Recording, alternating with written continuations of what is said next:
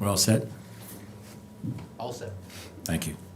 Good evening. Welcome, everyone, to the special closed session meeting of the City Council on Monday, February 13th, 2023. I now call the meeting to order at 6:29. 5:29. Sorry. Thank you. This is the closed session. Please take roll, please. Ms. Clerk? Councilmember Brown? Here. Councilmember Clark? Here. Councilmember Claudia Aruna? Here. Mayor Pro Tem Elizabeth Aruna? Here. Mayor Infante? Here. Thank you. Ms. Arona, Claudia, would you lead us in the pledge, please? Yes, everybody please stand. Place your hand over your heart. I pledge allegiance to the flag of the United States of America and to the republic for which it stands, one nation, under God, indivisible, with liberty and justice for all.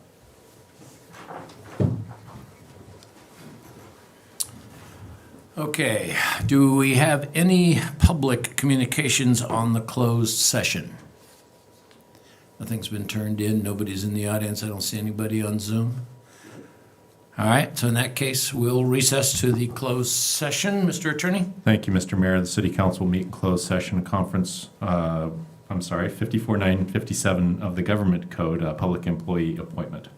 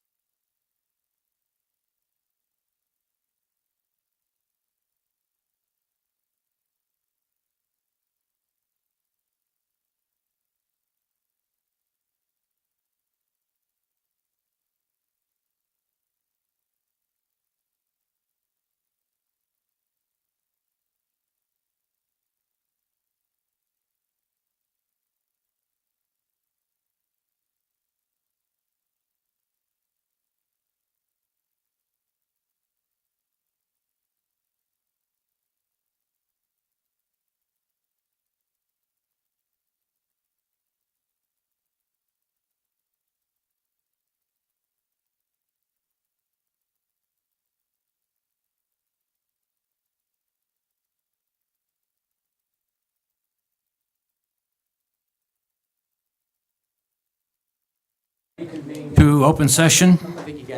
Let's get it closed, the special meeting.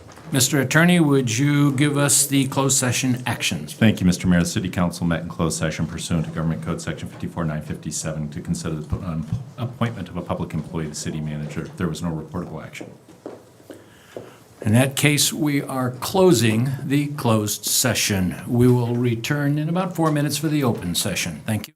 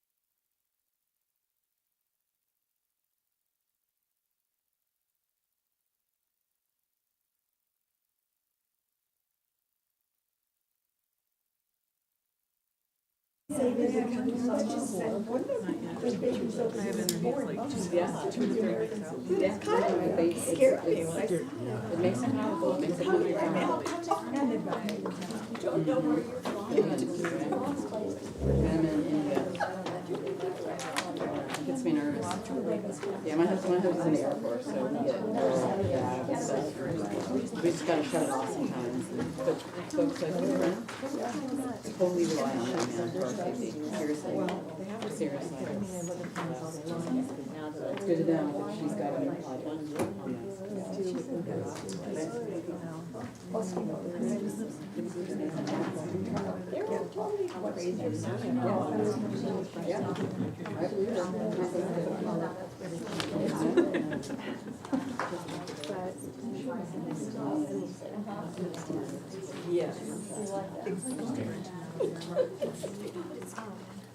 on But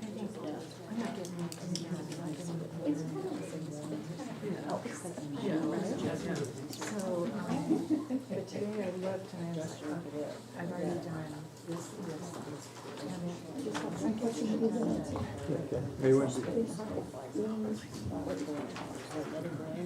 I know, I couldn't keep track either. Yeah, I know. I had to look it up to see, is it 4 or 5 we're at now?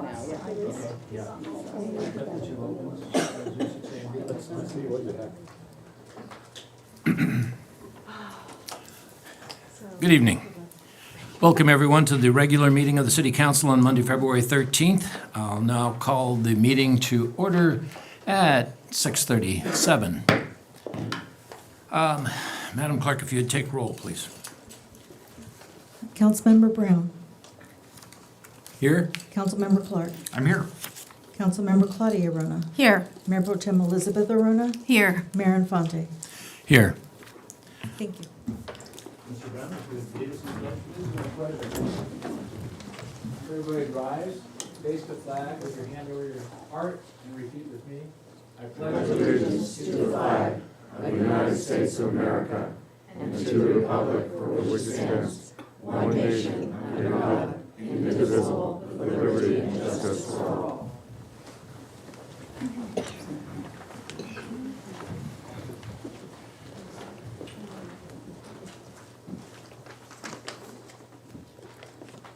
Okay. That's the microphone on. We got started, obviously. I apologize. I didn't set that up. Public communications. Ms. Attorney, City Clerk, if you would read the intro to public communications, please. My apology, we got the presentations first. I'll get this squared away eventually. We have a presentation then, if you would read that for us, please, Ms. Clerk.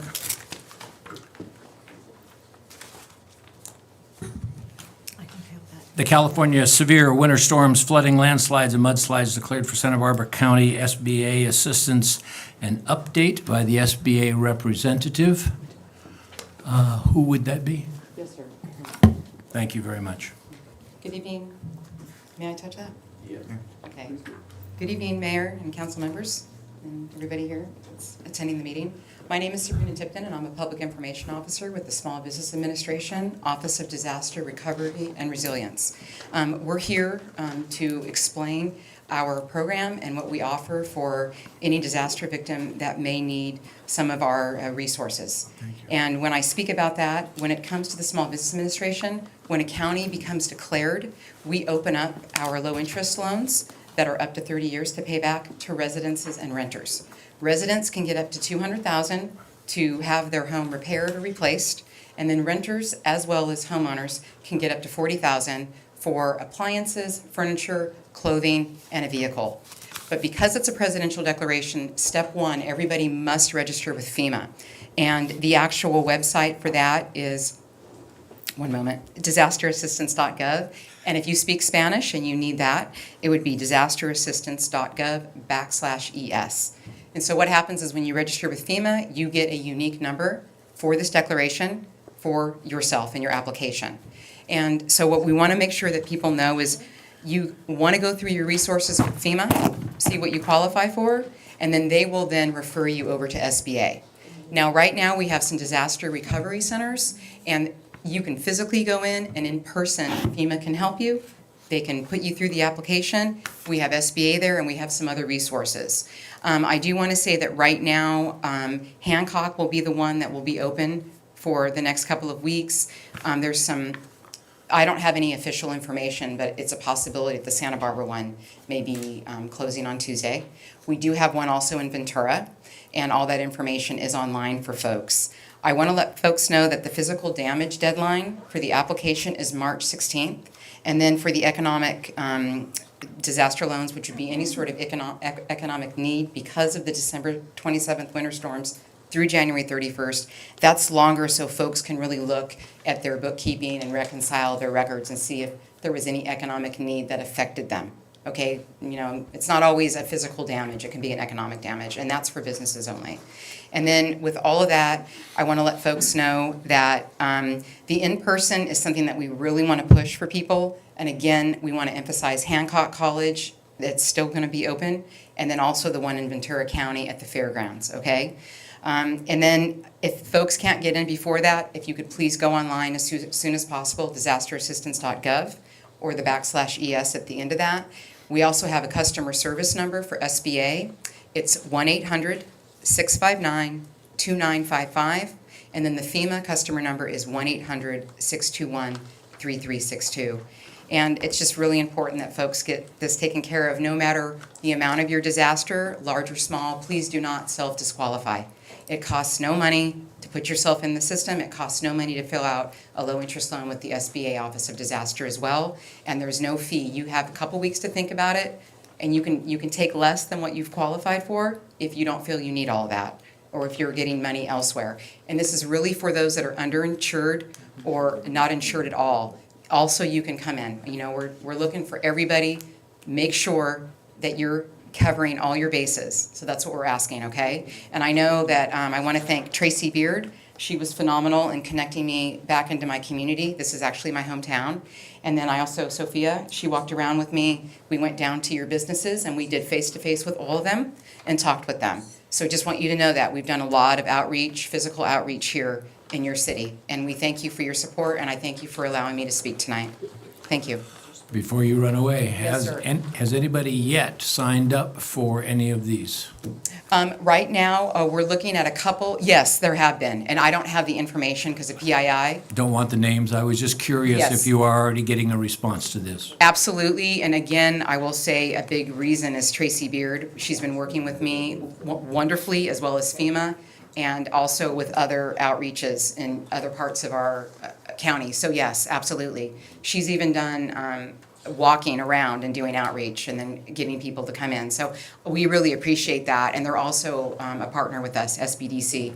We appreciate all those folks, and in my disaster experience, she is the most involved ever, and unconditionally. Like, she really cares about the community. Sorry if I'm embarrassing her, but I was just very privileged and happy that my hometown has a person like that, you know?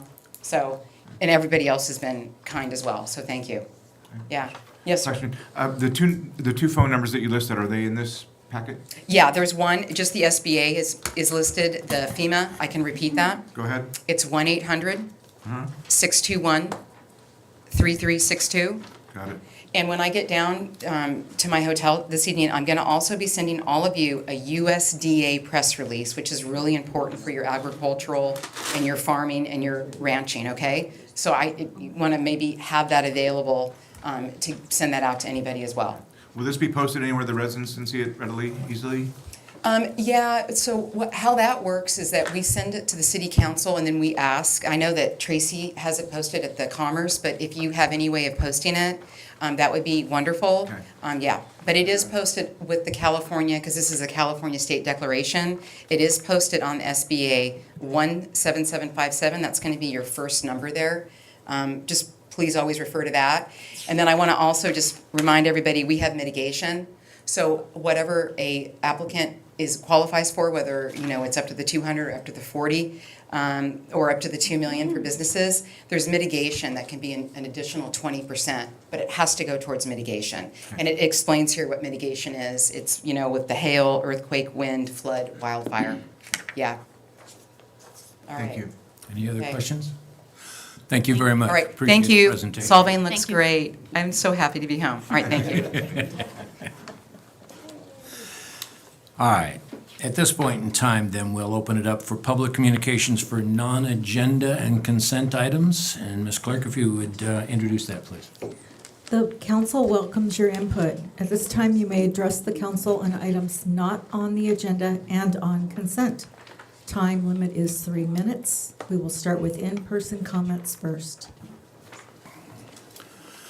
And I'm going to remind everybody that public comment, we ask you to stick to the 3-minute time limit, that you identify yourself, please. And we cannot respond to your comments. So we're here to listen to your comments, and then at the end, it'll come back to the council to discuss amongst us, including whatever comments you might have made.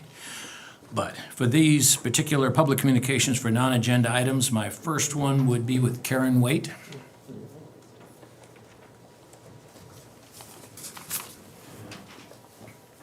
Good evening, Mayor, council members, staff, manager. I just wanted to point this out, and please tell me that if it's been added, let me know. I could not find the minutes from our last meeting in 900 and some pages of your agenda packet, and a lot of those minutes were extremely relevant to what will be discussed this evening. Fortunately, it was on video, but I just wanted to point that out. If they have been added, the letters and our comments and minutes, can you please let me know? The minutes to the last meeting are not included. We had an issue with our minute clerk that was preparing them, so they will be on the next agenda. Okay, great, thank you. Thanks, Brad. Also then, Salvatore Orono, you wanted to say something? Yes. Okay. Good evening, Mayor, City Council members, city staff, and the community of Solvang. Just I want to take the opportunity that you are all together. I represent Horses Entertainment LLC or Solvang Trolley. We own 3 businesses in Solvang. And we want to come to you and invite you to go visit our business, take our tours in our different modalities of tours that we have, and then you can involve and see how we are working with the community, working for the city of Solvang, and working for the tourists. That's it. You are welcome anytime. I'm gonna give instruction or staff if I'm not there. Anytime you can come and write with us, and if you have questions, you are welcome, more than welcome to ask anything with me, and I am for you. Thank you. Thank you. Thank you very much, Sal. All right, moving on then to the city manager's report, please. Oh, before we do that, I apologize. Is there anybody else? I have no other comments for open mic. Vashti Wilson, please.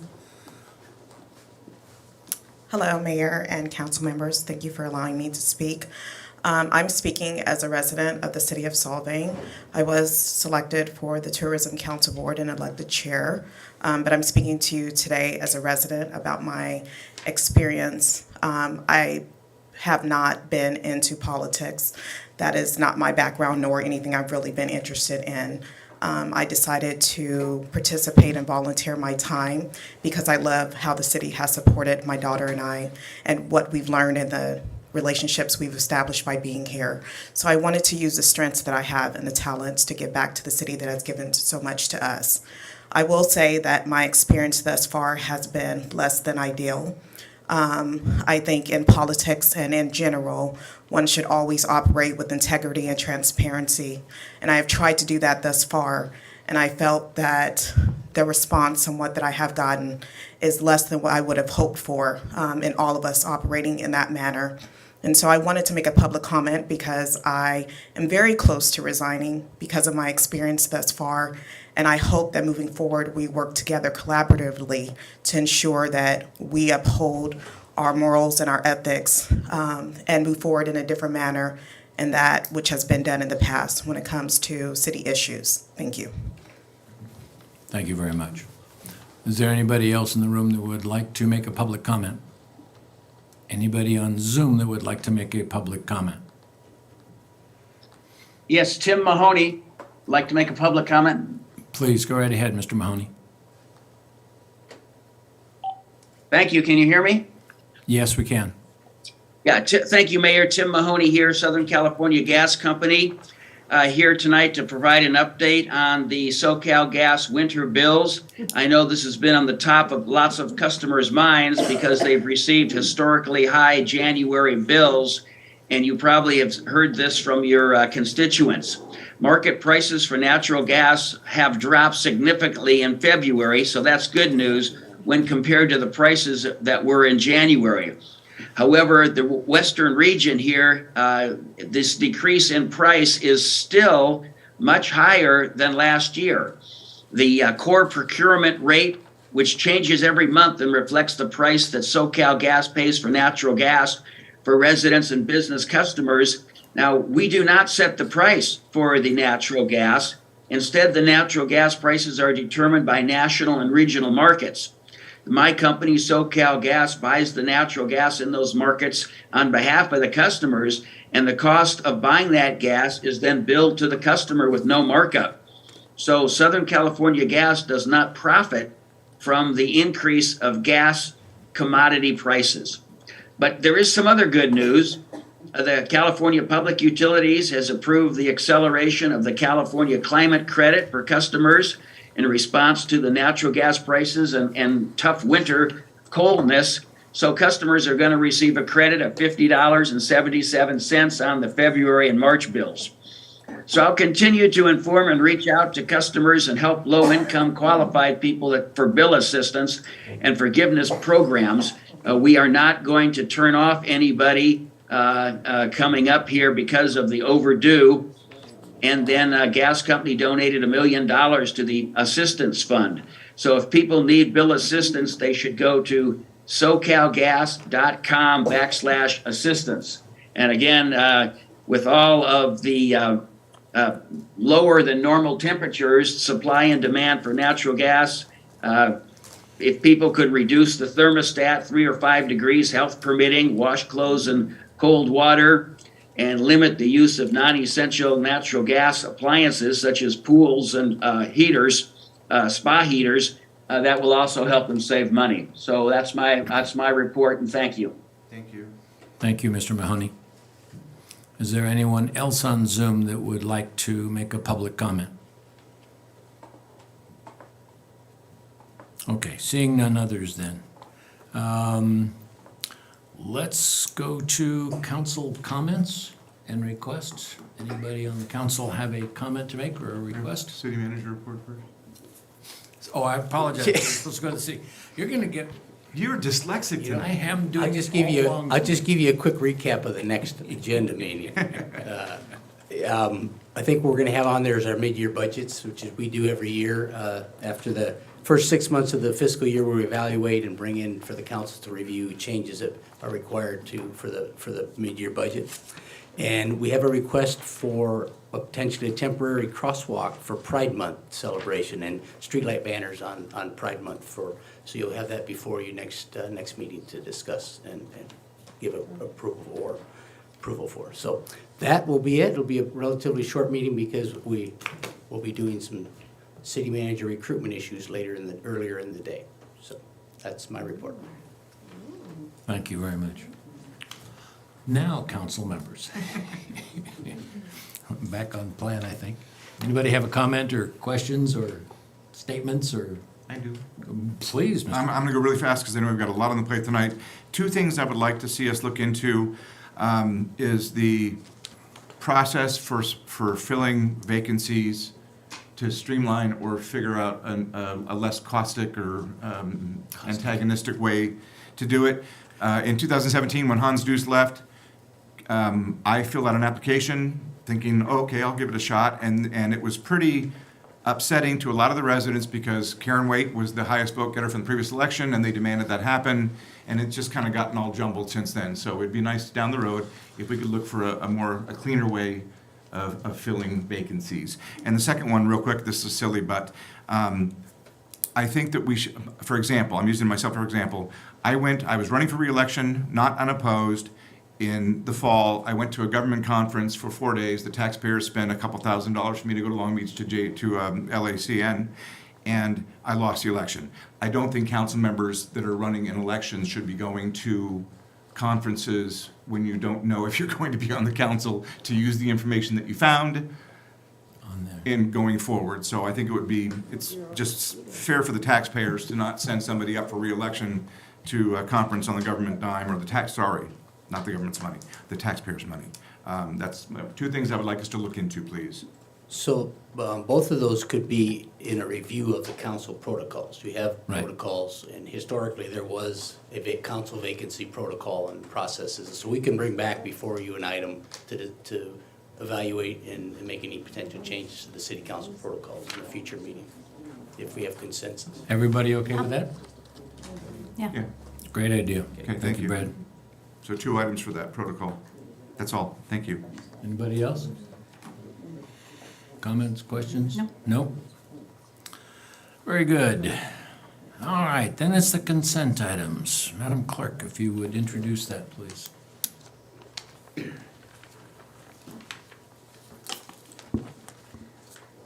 Consent is designed for routine administrative city matters and is approved by roll call vote with one motion. These items are discussed only on the request of council members. Members of the public were afforded an opportunity to speak on consent items during the public communications portion of this agenda.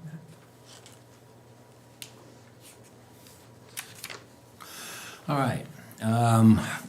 Council members, do you have any consent items that you wish to pull? No. No? Then can I have a motion to approve the consent items as presented? I'll make a motion to approve the consent items as presented. I'll second. Roll call vote, please. Councilmember Brown? Yes. Councilmember Clark? Yes. Councilmember Claudia Rona? Yes. Mayor Pro Tem Elizabeth Rona? Yes. Mayor Infante? Yes. Motion passes 5-0.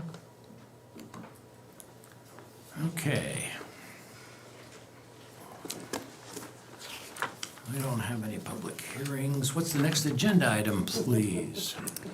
Discussion and possible action to approve the draft general plan housing element for submittal to the California Department of Housing and Community Development.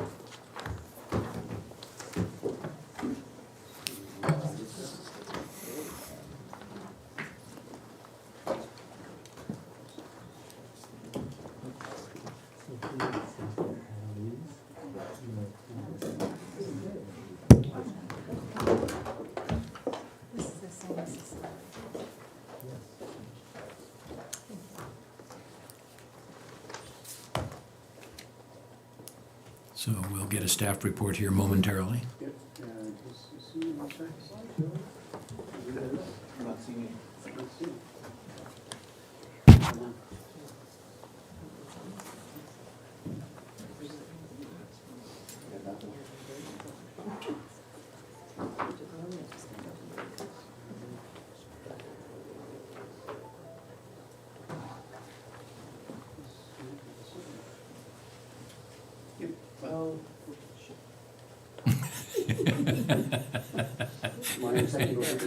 Please. Do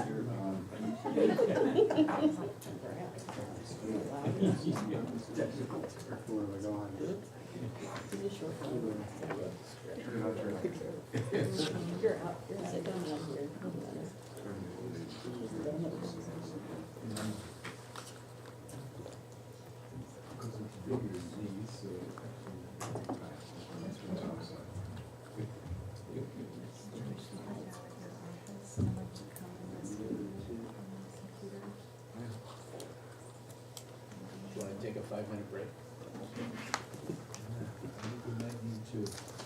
How are we doing? You need about 5 minutes?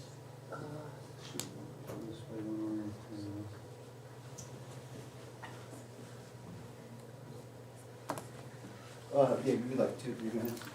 Okay, ladies and gentlemen, we're going to take a 5-minute break. It is currently 5 minutes to 7. We'll resume at 7 o'clock. Thank you.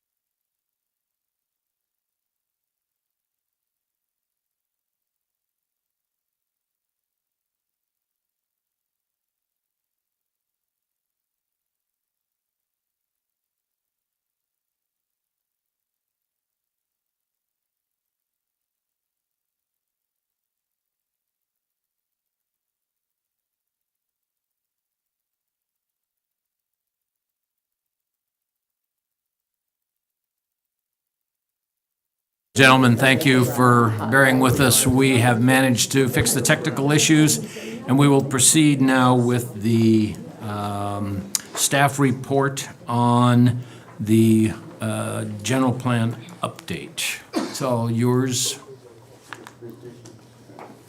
There we go. Thank you, Mr. Mayor. So this is the staff's presentation on the draft housing element general plan update. And just wanted to give you a project status. Let's start out with a project status. So 30-day review period for the housing element ended on January 16th. We did give City Council a briefing last month on January 23rd at the regular meeting. And we wanted to bring the new council members up and introduce you guys to the project team and the general plan, and particularly the housing element. The consultant discussed in detail the housing element process and the city's constraints and what we can and cannot do and that sort of thing, and what we're really up against. And then we received a range of comments, primarily focused on Site C, which is on Elm Potato, which I think everybody had talked about quite a bit. After that, the consultant made changes to the housing element and responded to comments. That is Appendix C of the housing element, and also the response to comments is Attachment A of the council staff report. And we are still targeting February 15th for the submittal to the draft housing element to HCD. So the primary comments, we did respond to the comments that were primarily about Site C. So you can see the main comments here is a comparison of the previous public comment draft and then the revised one. We revised Site C. It was at 76 of a realistic capacity. We reduced that to 40, which is exactly what what most of the public comment was about and what they requested, the numbers they actually gave us. We had previously distributed some... take anybody's word at face value here until we can to take a look at them. Are we in touch with the Chinese? There's somebody on Zoom with a microphone on. Can I get you to...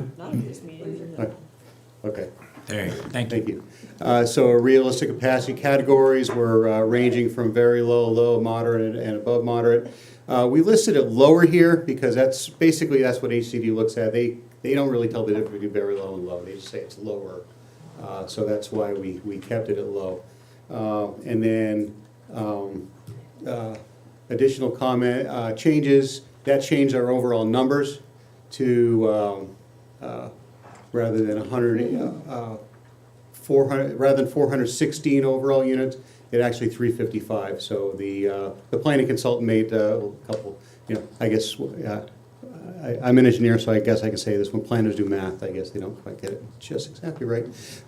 So they missed it by 4. So it was actually 355, which, the required was 215 based on not only the 191, but the additional 20%, which is required for the low and moderate. So that put us at our requirement 215. So we were 140 over based on the proposed 40 additional units on Lot C of the lower units, which puts us at about 165% over what the RENA numbers require us to be at.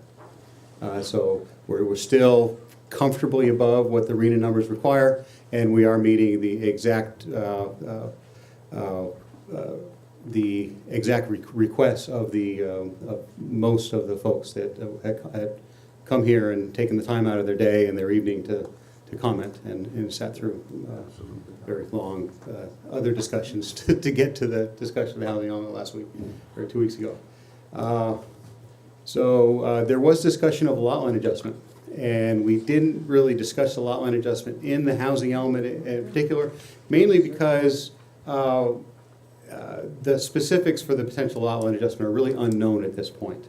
I mean, we can say, yeah, there could be a lot line adjustment, but as far as where it would be and the specifics of it, really needs to be analyzed. And that's kind of our next step, which is with the EIR. So the EIR will tell us, maybe the potential location of a lot line adjustment based on, potential soil conditions, culture, archaeological resources, some of the hydrology and other things. I mean, we kind of need to really sink our teeth into that. We can't do that until we initiate the EIR. So once we do that, then we can actually make a reasonable a reasonable guess at, okay, this is where a lot line would be, and then maybe start working with the property owner to say, okay, yeah, how about, let's shift the lot line here so that that's where the appropriate place would be. Because otherwise, we're just taking, if we do it now, we're taking a shot in the dark, and it could be that that's just not the right or appropriate place to put it. So that's why we really didn't address it here at the draft housing element stage. This is the draft that we're going to submit to ACD. So that's why we didn't address that at this time. If there's any, and then staff recommendation is that the City Council approve the draft housing element for the general plan for submittal to the California Department of Housing and Community Development, HCD. Or you can provide staff with direction or suggested changes prior to submitting to HCD. And then we still do have a target date for February 15th. So if there's major changes that you guys suggest, then we're obviously not going to hit that date because it's 2 days away. But presumably, if it's just some minor changes, kind of like the little math errors that I found, I mean, I think we can probably fix that in 2 days. It's just a matter of going into the right document. But we're here to hear what you guys have to say and hear what the public says, and we'll move forward appropriately. So with that concludes staff's presentation, and Sophia Cheka, our planning manager, is here. Lori Tamura, our planning consultant, is on Zoom. I believe Ryan Lester with Mr. Harness is also on Zoom, and I am here to try to address any questions that you guys might have. Thank you. Council members, at this point, if you have questions of the staff report, not comments yet, we'll get to those after we hear the public, but if you have questions of the report, we'll hear them now. Does anybody have any questions? Yeah, I definitely do. Go ahead. Hey, Roger, thank you for that. On the Site C, just to clarify, could you please clarify, this is a plan in the housing element plan, but with regard to Site C, if we are not specific, or can we be more conditional that the plan is not essentially approved until the EIR is complete, so that it is not assumed that we accept a different zoning on Site C until that's completed? Yes, that's correct. Any action tonight is mainly to say, let's submit this to HCD to see what they comment. They're going to review the document and comment to us. So that's really the action tonight. We're certainly not going to change any zoning or approve anything until after the EIR is completed, and then after everything else is done. And even with the general plan, once it's certified and 100%, that is not really, that's not a development plan. That's not submitting to say, okay, we're going to build houses here, and this is what it's going to look like, or anything else. This just designates. We're going to have another action to do the rezone, which is going to come with, kind of alongside or parallel to this process. But again, this is a planning exercise to meet the requirements of the state, that the state's imposed upon us to meet these RETA numbers. Okay, that leads me to another question, which is, because I did read it, almost every word. There's a table in here for the affordable housing incentives, table HE-N, that actually suggests we would allow additional building height adjustments for affordable housing. And I thought when we discussed it, it was only if we included underground parking or housing on top of existing dwellings. So could we double check and make sure that table is really clear that we're sticking to our 35-foot height? Okay, so if you're checking on that now. You said HE-N? Yes. Was that a program? It's a table. A table. It's a table. I probably should have given you a page number, but there was 1,000. Yeah.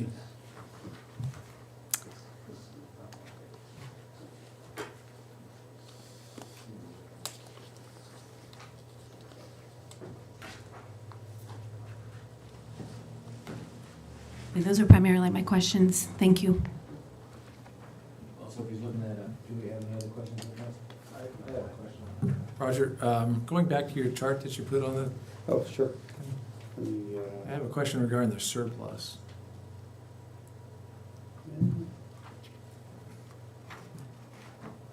Back to,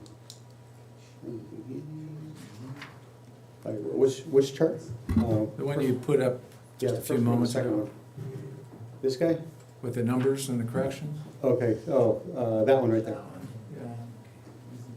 Why do we need 165% surplus over a plan when only 20% is needed? Why are we shooting so high? 20% is by statute, is what we're required to show, so. Wouldn't that be 120%? So the 120% is basically 100%. That's what we gotta shoot, that's what we gotta meet, is the 100, is, hey, here's arena numbers, oh, by the way, but the real requirement is 120%, or 20% higher than that. But the reason why that is we distributed everything out, and the idea is we're gonna submit to HCD, and we want them to take a look and see that we're actually doing what we're. But what I'm saying is, would not 120% do the same thing? Well, that's what HCD wants us to do. If we engineer this thing to come out at exactly on the button, then Isn't that what you do? You're an engineer. Well, I can certainly do that, but then we're talking zonings that are, 15.6 units per acre, or 4.2 units per acre. So that's kind of how that would be structured in order to make it meet the exact number. Okay. It's basically what we're doing is we're looking at what housing is generated typically with the ADUs and everything else that's just general development that we've seen over the past couple of years. And then also what is the available lots that are realistic housing stock, realistic for being developed in housing, and how do those play out? So, and putting those numbers together, we arrived at about 165% over what the actual requirement was, which, as I understand it, and perhaps a consultant can kind of bail me out here a little bit, but as I understand it, HCD is kind of looking for, they actually require the 120%, but they're looking for something a little greater than that, just so that we can comfortably meet. Because it's not, this isn't housing like that's buying a absolutely coat that's 4 sizes too big. H501. to make sure you fit into it. Well, the thing is that also, just because we designate this in our general plan doesn't mean that it's going to be developed in the manner that it is designated for the land uses in the general plan. So we may not, and every year we're required to report to the state and say, this is what was actually built. And if we don't meet it, then the state frowns upon that. All right. Thank you. I got Lori on Zoom here. Okay, Lori, did you want to make a comment? Yes, thank you so much. I just wanted to let you know that, Roger, when you're speaking away from the mic, nobody can hear you online. Okay. So most of that conversation, I think the public missed.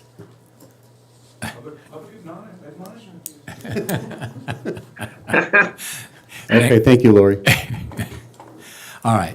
Yeah, City so Council? just to clarify, so we all understand we're a small community. We want to keep the quaint and the charm, and we're 95% built out. So there's some limit to what we can do. However, we are being pressed by, organizations that we respond to, that this element, we have to have it by law, and also to qualify for grants or whatever other programs that we might qualify for, correct? So, That's correct. okay, so what they want to see in these elements, because we're also short for housing, is that we're allowing for as much housing as we could reasonably allow, correct? Yeah. So if we do this with the bare minimum, just meeting our 120%, it's likely that the housing authority can look at our plan and say, work it all over, this is no good, you can do better. Is that correct? As I understand it, that is likely, that if it can be shown that there are lots that are being unnaturally constricted just in order to kind of rein in our number to, kind of engineer to rein in the number to just whatever the requirement is. That HCD could come back and say, not good enough, take another shot. So we want to take our best shot right now, saying that we did the best we can. We're allowing as many units as possible, even though we're constricted in circulation and water and space, and hoping that they will just let us go through our process and have as much control of our planning as possible. Is that right? That's exactly right. We're trying to take make our first shot our best shot. Thank you. Ms. Cheka, did you find this answer to Ms. Arona's question? I did. So it is program HEN, and it does mention it like an incentive in regards to adding building height. So I'll instruct the consultant to remove that. Excellent. Any other comments or questions? I Questions, did have a question, or going back to your comment with not putting in specificity for the lot or site C. I know it's 2 parcels. If we plan on a lot line adjustment, or that might be the intent down the road, would it not be prudent just to put the zoning change on the 1 acre parcel and then have a lot line adjustment in the future for that? Yeah. As I understand it, and again, perhaps Lori can chime in on this, but to have a single parcel with more than one land use designation just completely separated would be not typical, not common. And I don't know if it would be legal or not, but so that would be the idea would be to do the lot line adjustment to adjust the lot that would have the higher density on it, and the other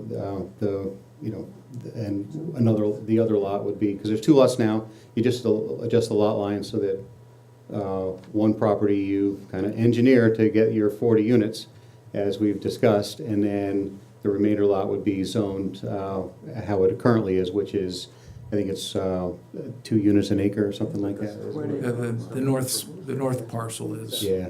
Well, both parcels are zoned the same presently. Presently, yeah. I'm just saying, if we make the recommendation for a housing element, would that, if we just did it on the south portion or the 1 lot, and then.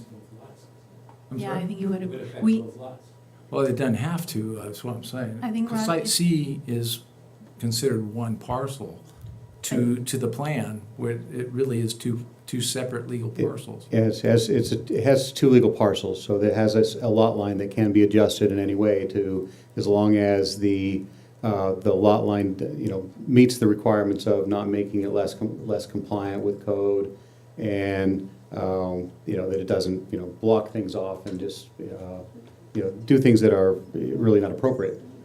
So we could adjust it anywhere we want. The thing is we just don't know what the appropriate place to put that lot line is at this point, because of the slopes, because of the other cultural items and other things. That part has been understood. Okay. What I'm saying is that I don't want it interpreted 5 years from now, when the process has been approved, if you will. Are you telling me that zoning change would occur to both parcels?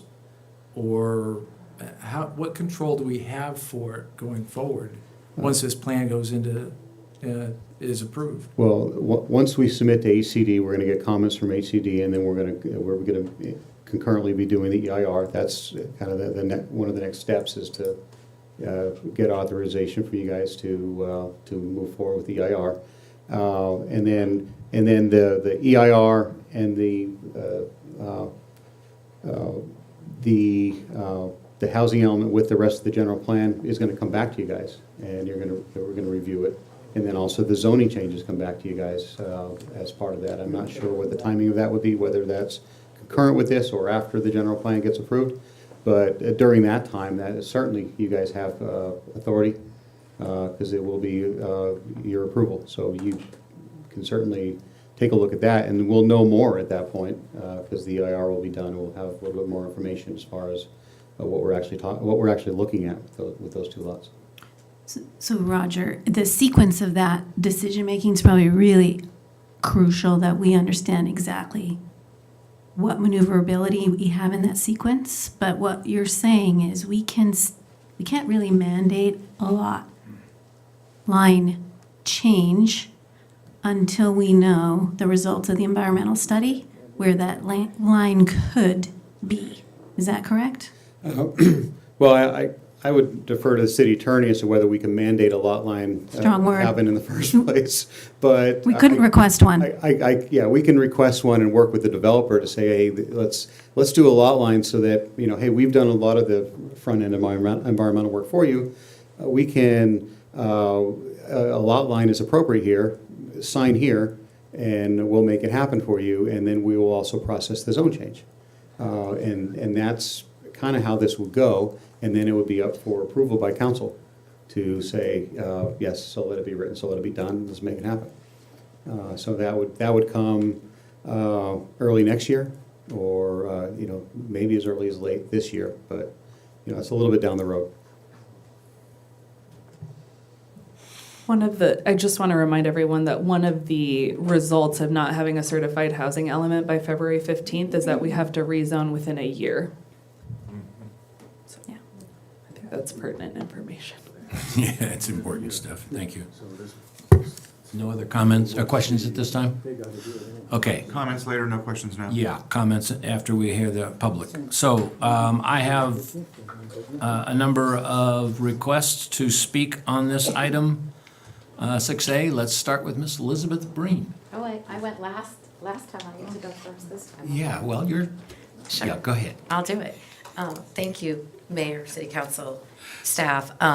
Elizabeth Breen, I'm a resident of Solvang, member of the General Planning Advisory Committee, and the Association Executive for the Santa Ynez Valley Association of Realtors. We have a housing supply crisis, and it's evident. Every time I'm out in the public, people stop me. They want to know, will the market ever show a decline in pricing? Will their dream of having any kind of home ownership that's attainable and affordable for our residents ever happen in our valley, or should they have to move? I read through a lot of the public comments in today's packet, and I would disagree with the statements that say that moderate and above moderate units are unneeded. They may be unneeded to meet our RENA numbers, and I won't dispute that. But whether they're unneeded in our valley or in Solvang is another question. The changes made in the draft before us today, I believe, have made a pretty strong effort to address the concerns of the Mission Oaks residents. The proposed rezoning for Site C has a realistic capacity of 40 units, with all of them in the lower income categories. I appreciate the residents who have sent a lot of detailed notes regarding their concerns and have spoken at these meetings. But as was mentioned by the consultant at the last meeting, the state does not consider those as a reason to exclude a parcel from the element. And there are additionally a very small number of vacant parcels in the city. And I know the consultant, the staff worked with the Association of Realtors, the MLS, to identify tax records, to try to identify vacant parcels. There just aren't that many. We don't have to figure out the mechanics of whether and how development would occur. We just have to get this proposed rezoning in. And the clock's ticking on that. As I've said tonight, when the housing amendment goes to HCD and then is approved, the city will still have design review, planning commission, planning staff, city council, EIR, and other resources to look at it. But until that time, the city could be subject to both litigation and builder's remedy. Builder's remedy applies if there are 20% or more affordable units, and you'll be at that number regardless. So I want to commend the city staff, the consultant, for the work to make the adjustments and correct the figures, and keep working toward what's likely going to be a compromise conclusion. And I would urge the council to approve the draft for submission to HCD and not further delay that process. Thank you. Thank you very much. All right, so now we have the very well orchestrated, is that you, Lansing? Very well orchestrated group of speakers, starting with Barbara Allen, please.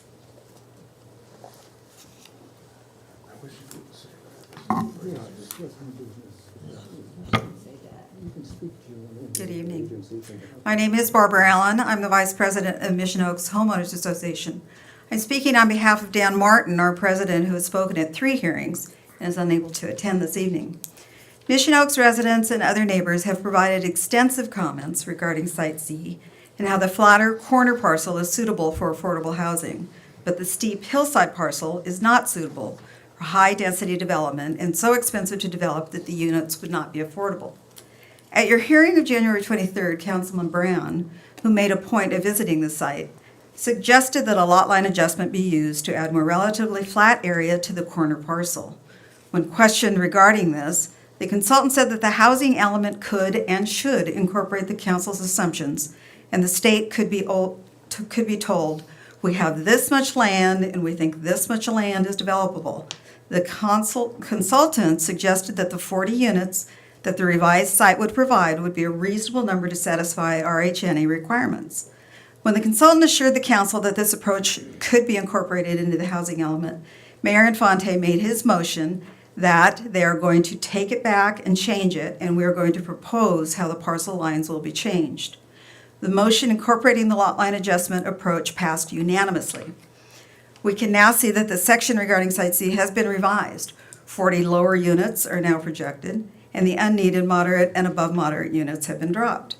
But there's no reference to the lot line adjustment proposed by the council, as discussed, and there is no description of the developable land that the consultant said could be included.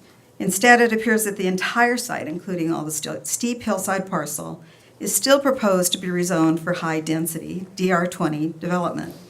We're concerned that this will be interpreted as a blank check for high-density development of the entire site, despite the theoretical projection of only 40 affordable units on the site for the purposes of the housing development. Basically, the revised draft does not include what the council asked to be included. The council needs to make sure the housing element does what you intend and will not create a nightmare that will come back and haunt the community. You should ask your staff and council regarding the enforceability of an oral promise or understanding as compared to written documentation. But we hope you will consider some suggestions regarding language that might be incorporated to address these omissions. Thank you. Thank you. Thank you, Ms. Allen. Next, we have Karen Waite.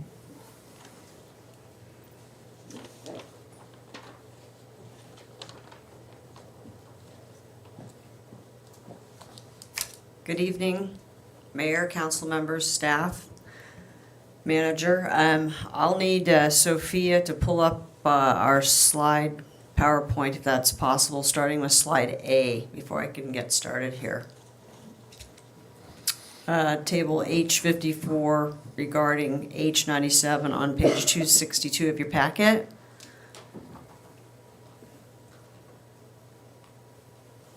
You said 262, Karen? 262 of the packet, and if the slides can be shown, that would be great. Slide A.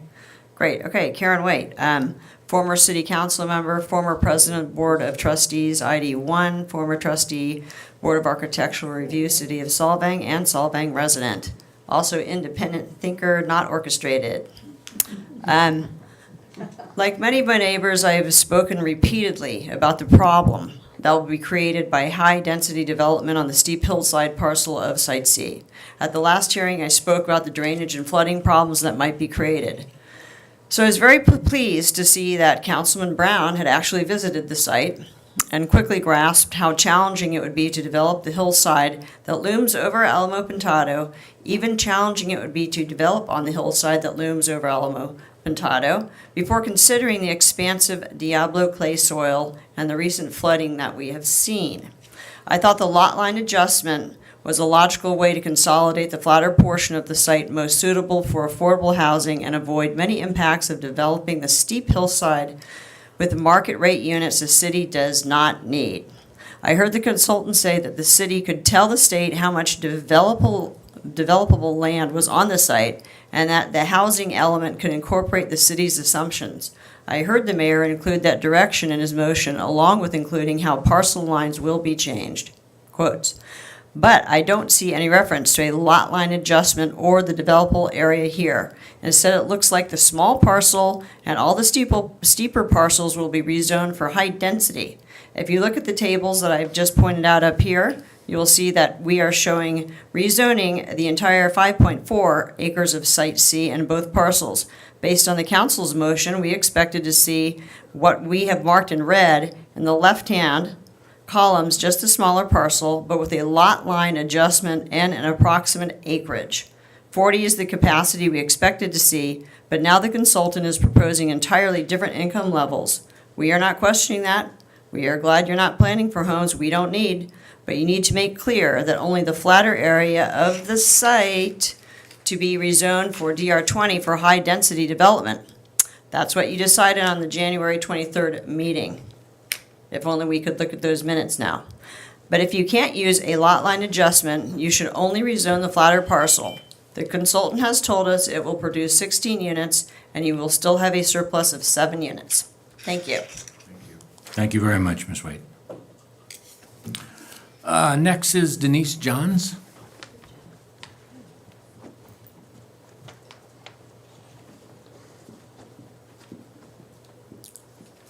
Thank you, Mayor. Good evening, council members. Denise Johns, landscape architect. I have practice in Solvang, and I also serve as a commissioner on Santa Barbara County's Board of Architectural Review.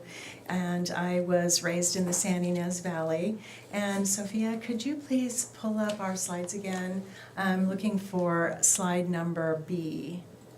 I'm here, though, just speaking as a homeowner, a neighbor, and a member of the Mission Oaks Homeowners Association, and wanted to talk to you about revising the language around Site C, specifically around the environmental constraints section of the analysis. What you have there on Site B is what the consultant has thus far included in the environmental constraints discussion. And we have taken issue with one of the description of the topography as a U-shaped contour.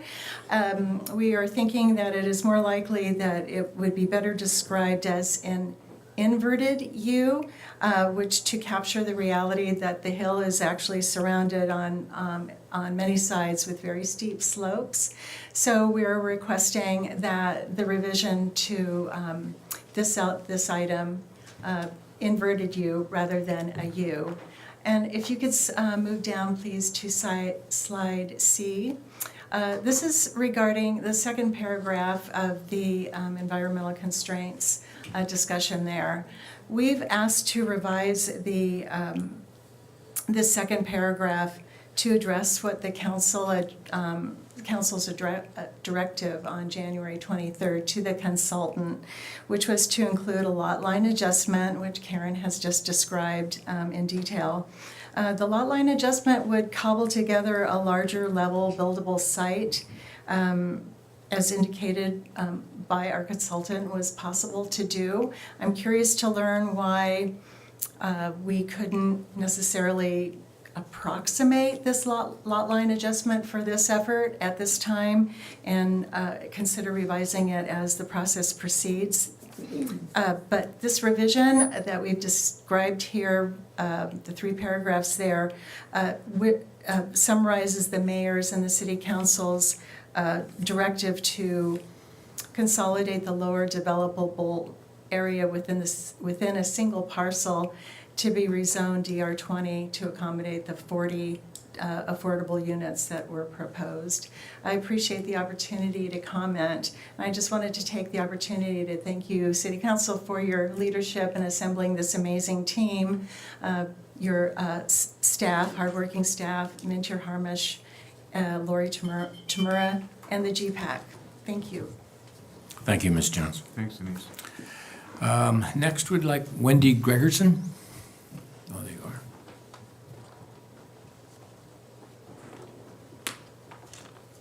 Good evening, Mr. Mayor and council members. I am Wendy Gregerson. I've been here before, once or twice.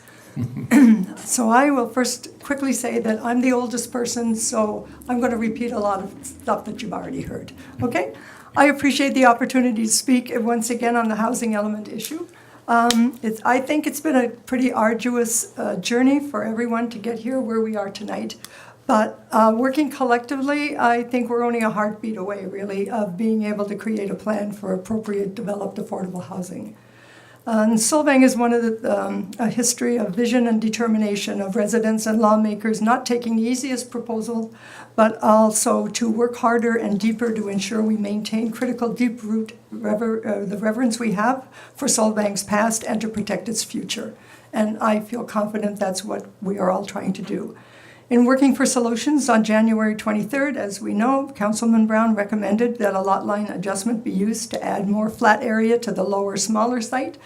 That could be usable for 40 units and is a reasonable number to satisfy RENA requirements according even to the consultant. We've had a lot of talk about this, and I thank Mayor Infante and council members for unanimously agreeing to that. So we want to thank you and applaud you for pushing hard at this critical juncture and of taking the risk to think outside of the consultant box to find a better answer. And your actions and that of your great staff on January 3rd, I think, provided the impetus for us to all keep thinking and going forward in the right direction. But who would have thought that a lot line adjustment could be an important trigger that would help address many of the disastrous pitfalls we've all discussed in the past? But it is. And a breakthrough that even the consultant states is workable. Regretfully, as you've heard, the draft is still vague and confusing in some other important areas. Most notably, as you've heard, the lot line has no reference in the description, and nor is the developable land. And this, again, leaves for me the open question of, is the parcel on the steep hillside to be rezoned for high-density developers? Because that takes us right back to all of the original problems that we have been discussing for months and that we've discussed and struggled with. But it is important to rezone only the lower area for flatter area for high-density development. I'd like to conclude, I'm running out of time, I know. Defining the details of long-term projects like this needs to be explicit as possible.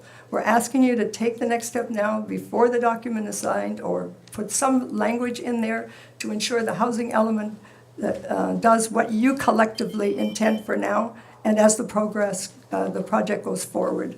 This will ensure that we know and you know that we've all done the very best thing that we can do for now and for the future. Thank you very much. Thank you, Ms. Gregerson. I appreciate it. Mr. Stephen Martin.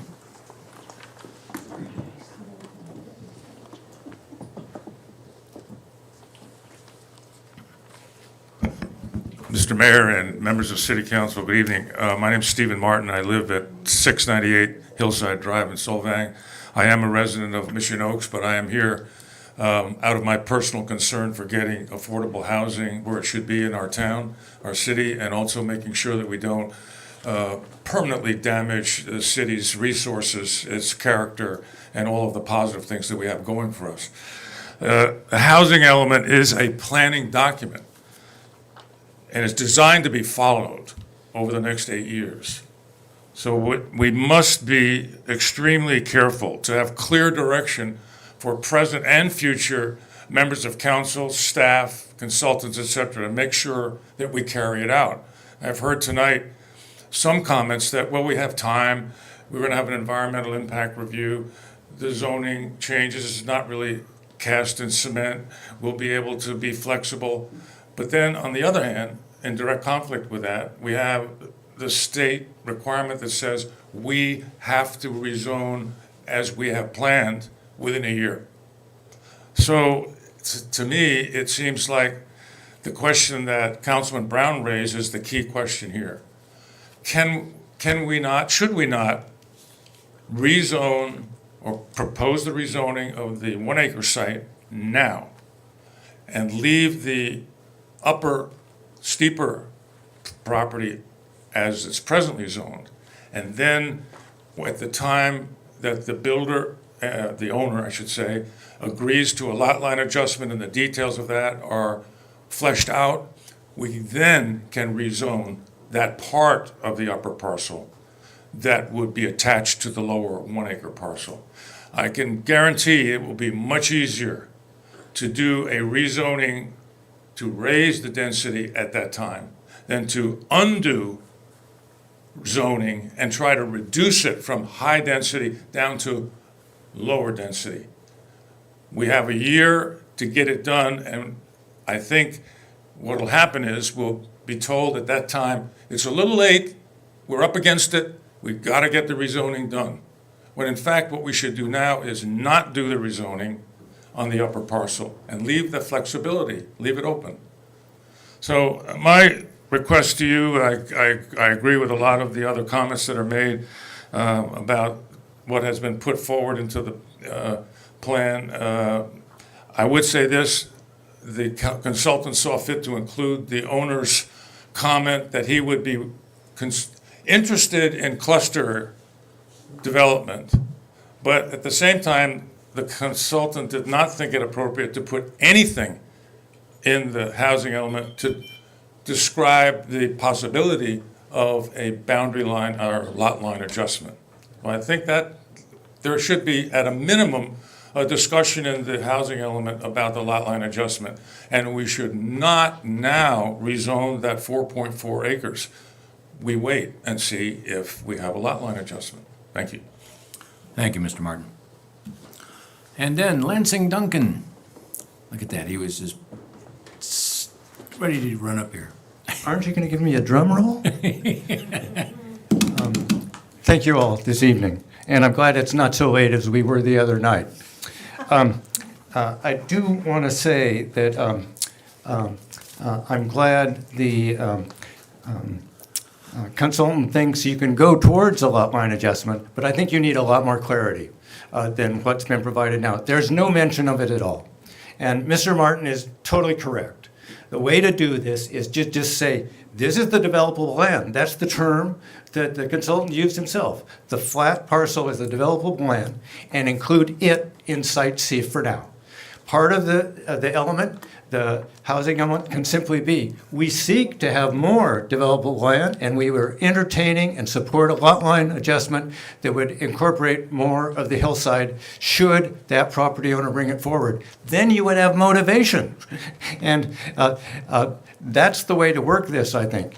If you look at your numbers, you can actually subtract the 24 units from what you have in the table of your total units, and you can see on table H58, page H105, packet page number 270, you're producing 144 units with a surplus of 31 units in lower. If you subtract 20 from that, you're still going to have a surplus of 7 units, and you will be planning 128% of the lower income arena. I will note that in the last plan that you had, which they were perfectly comfortable with, the numbers were significantly lower than that in both very low and low. So you can now take out that upper parcel and meet these numbers, and then tell the state that we're working to provide even more. Please take the time to do this right. And don't tell the public now we're up against a wall. We were told that there would be hearings before the Planning Commission and yourselves during the summer. And when that was pointed out to Zena, that wasn't happening. She said it would be in the fall. And then that didn't happen till November and December. So don't tell us you have to do this right now. And we've already heard that by the 15th, we're already behind the deadline. So that trigger has already triggered. So please take the time to actually do this right. So that we're not all haunted by something that is going to come back to us, and people will ask, why in the world did they think that steep hillside was going to produce the sort of housing that this community needs? I would also point out for you that please don't think that just because you're not looking at a project, you will have some discretion later on. You may not have any discretion. Part of the incentives that are put forward, that are in those programs that Elizabeth Arona asked about, are saying this is going to be ministerial review. It's saying that they're going to be allowed to have less parking. It's saying that they will have height reductions won't apply to them. The point being, your hands will maybe tied at that point. So you have to get this right to begin with. Thank you. Thank you, Mr. Duncan. Do we have anybody that, in the audience that has not presented a slip that would like to speak? Okay, do we have anybody on Zoom that would like to speak? Nobody, huh? Interesting. All right, in that case, we'll bring it back to the council for final comments and a decision. Anybody want to start with comments? Is it possible to clarify that language and still meet the deadline that we're trying to meet?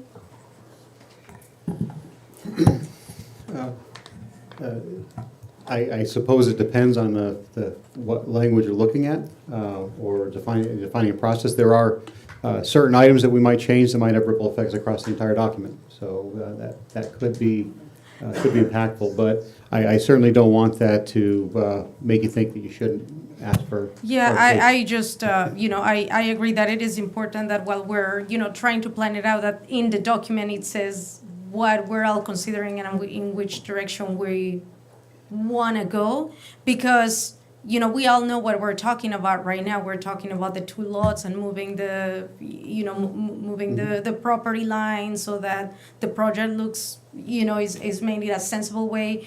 But there's no guarantee that, any of us are going to be here when the project is actually happening. So it is important that, somebody can look back at the general plan and say, oh, this is what the community was aiming for. Yes. Makes sense. So I don't know if it takes, taking it back and then bringing it back to review, or if we can modify the language right now and still meet our deadline. Yeah, the preference is for you to get direction for us to submit to make these changes or add a certain amount of language to the housing element, and then allow us to make those changes and then submit to HCD without coming back to council.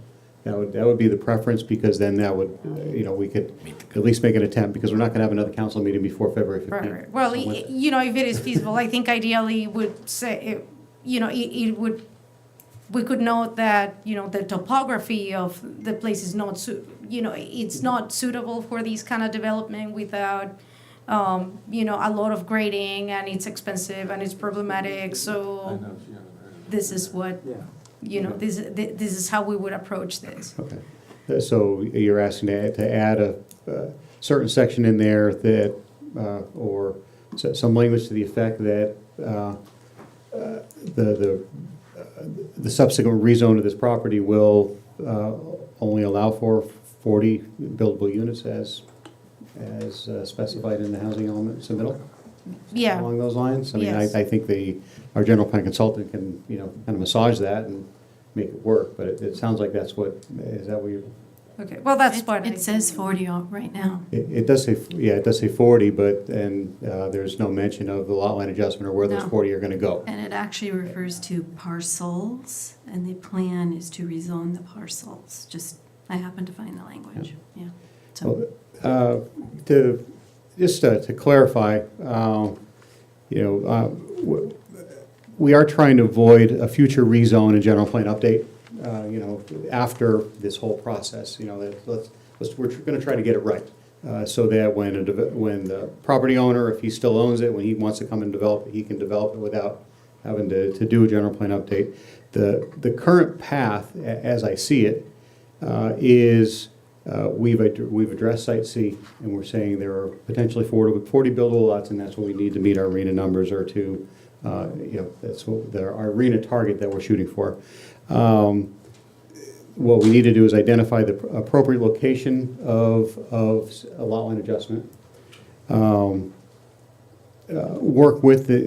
we work with the property owner to complete a lot line adjustment, and then we complete the rezone as proposed by, rezone to meet the acreage that would meet the housing element need for the minimum appropriate arena numbers. What's the best 2 acre, 40 units per acre, what's the best 2 acre size based on the lot, but also maintaining access for the lot and the various other needs of the lot that would be developed. Because we can put the 40 acre, the 2 acres right in the middle of the site, but then they don't have access to anything. they're going to have to develop the site as well as the rest of the site at the same time. So, I mean, that's kind of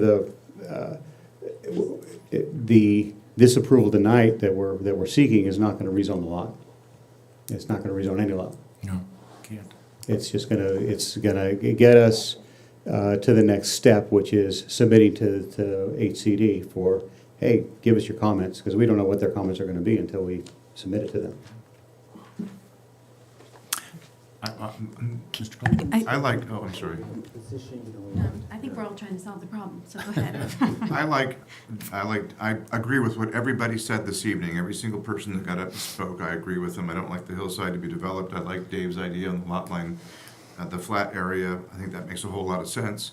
I find it amusing when one of the letters says, "We hope you side with the local people, not Sacramento." We all recognize the need for affordable housing in our valley, but kindly consider this not to be at the expense of the Solvang residents. Sacramento doesn't care, okay? They don't care what we think. Amador cities, there's 483 cities in California. Amador City has 200 people. LA has several million.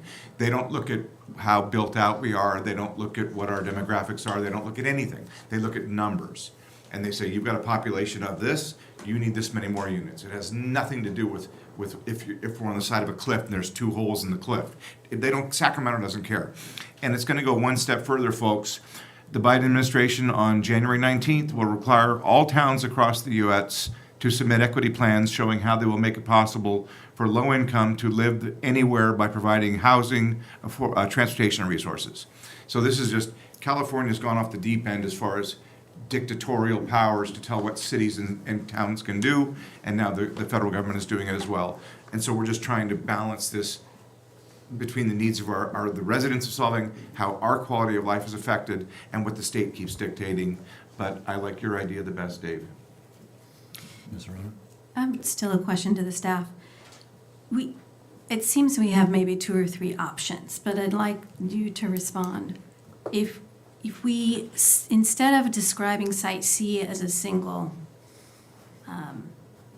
parcel, can we introduce Site C into the inventory list as 2 parcels? That's one thought.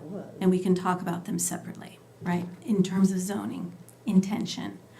Or second option is, can we actually refer to potential environmental constraints? I think what everyone seems to have concurrence around is there is so much technical challenge on the hillside portion of this parcel that it's hard to believe that any developer could develop low-income or affordable housing with that, facing that technical consequence. So could we make a dependency insert language, a dependency on that environmental constraint conditions being proven or validated before we actually move to rezone?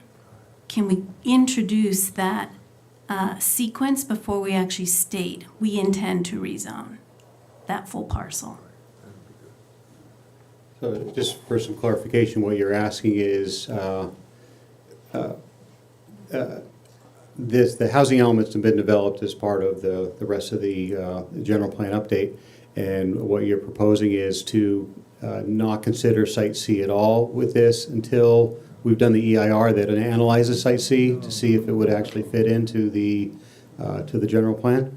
No, I think we're just acknowledging that there is a requirement for the EIR that will lead us to an actual rezone plan. Okay. Yeah. That's what we would be doing. Yeah, I think that's the current path.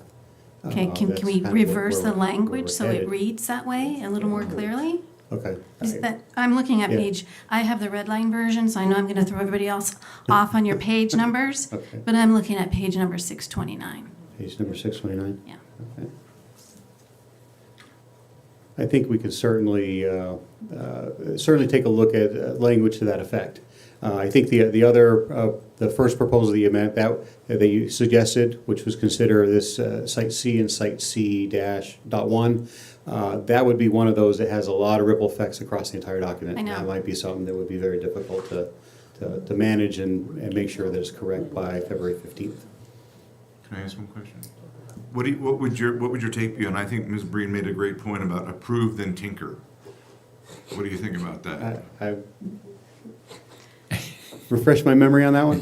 Approved and tinker? We have to approve, there's We no have to question. approve something, the state's pounding on us. Yeah. Approve, then tinker. Yeah.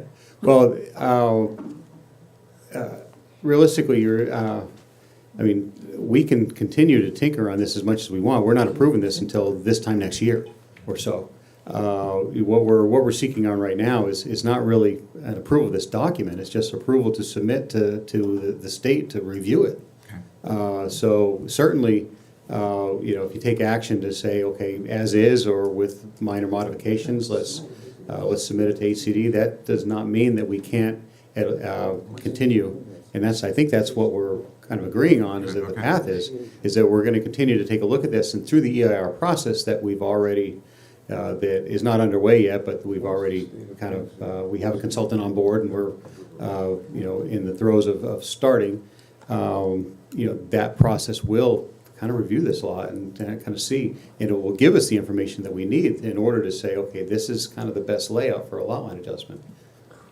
I also think it's important to remember that we're going to submit to HCD and they're going to provide comment, and we should put our best foot forward. Exactly. Because if we make significant changes after we've submitted to HCD and we have a completely different draft, we have to go through the 90-day process again and could take a while. So I think that's important also to mention. I agree with you. If I may, one of the comments that we're hearing about is basically this lot line adjustment.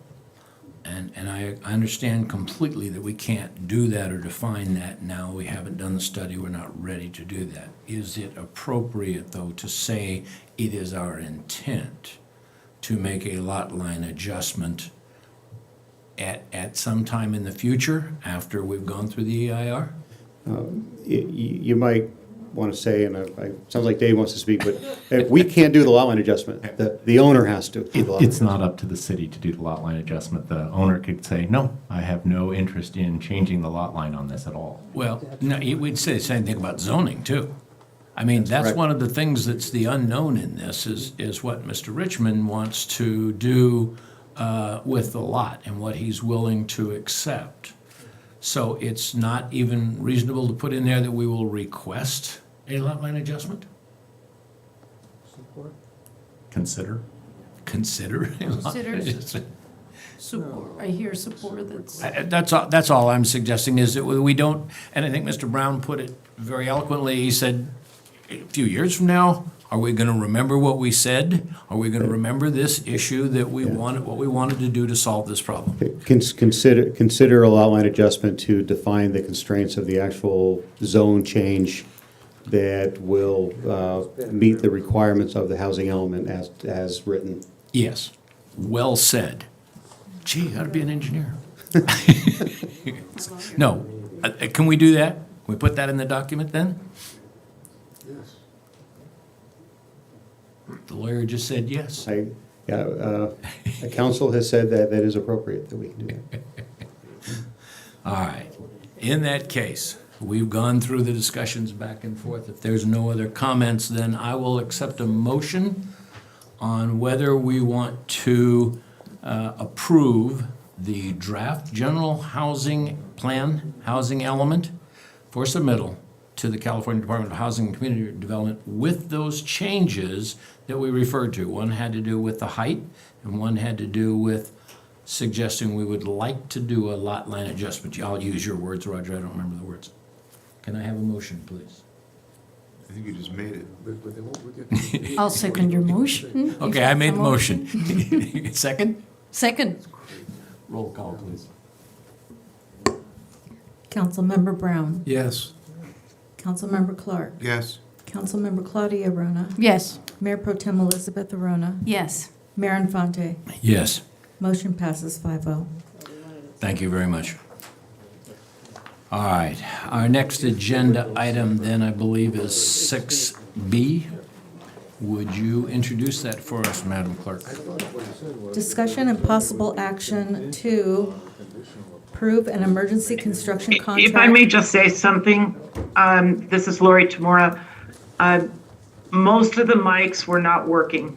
We could not hear Roger or even the speakers at the mic. So I don't know if there's any way they can fix the sound for the rest of the meeting.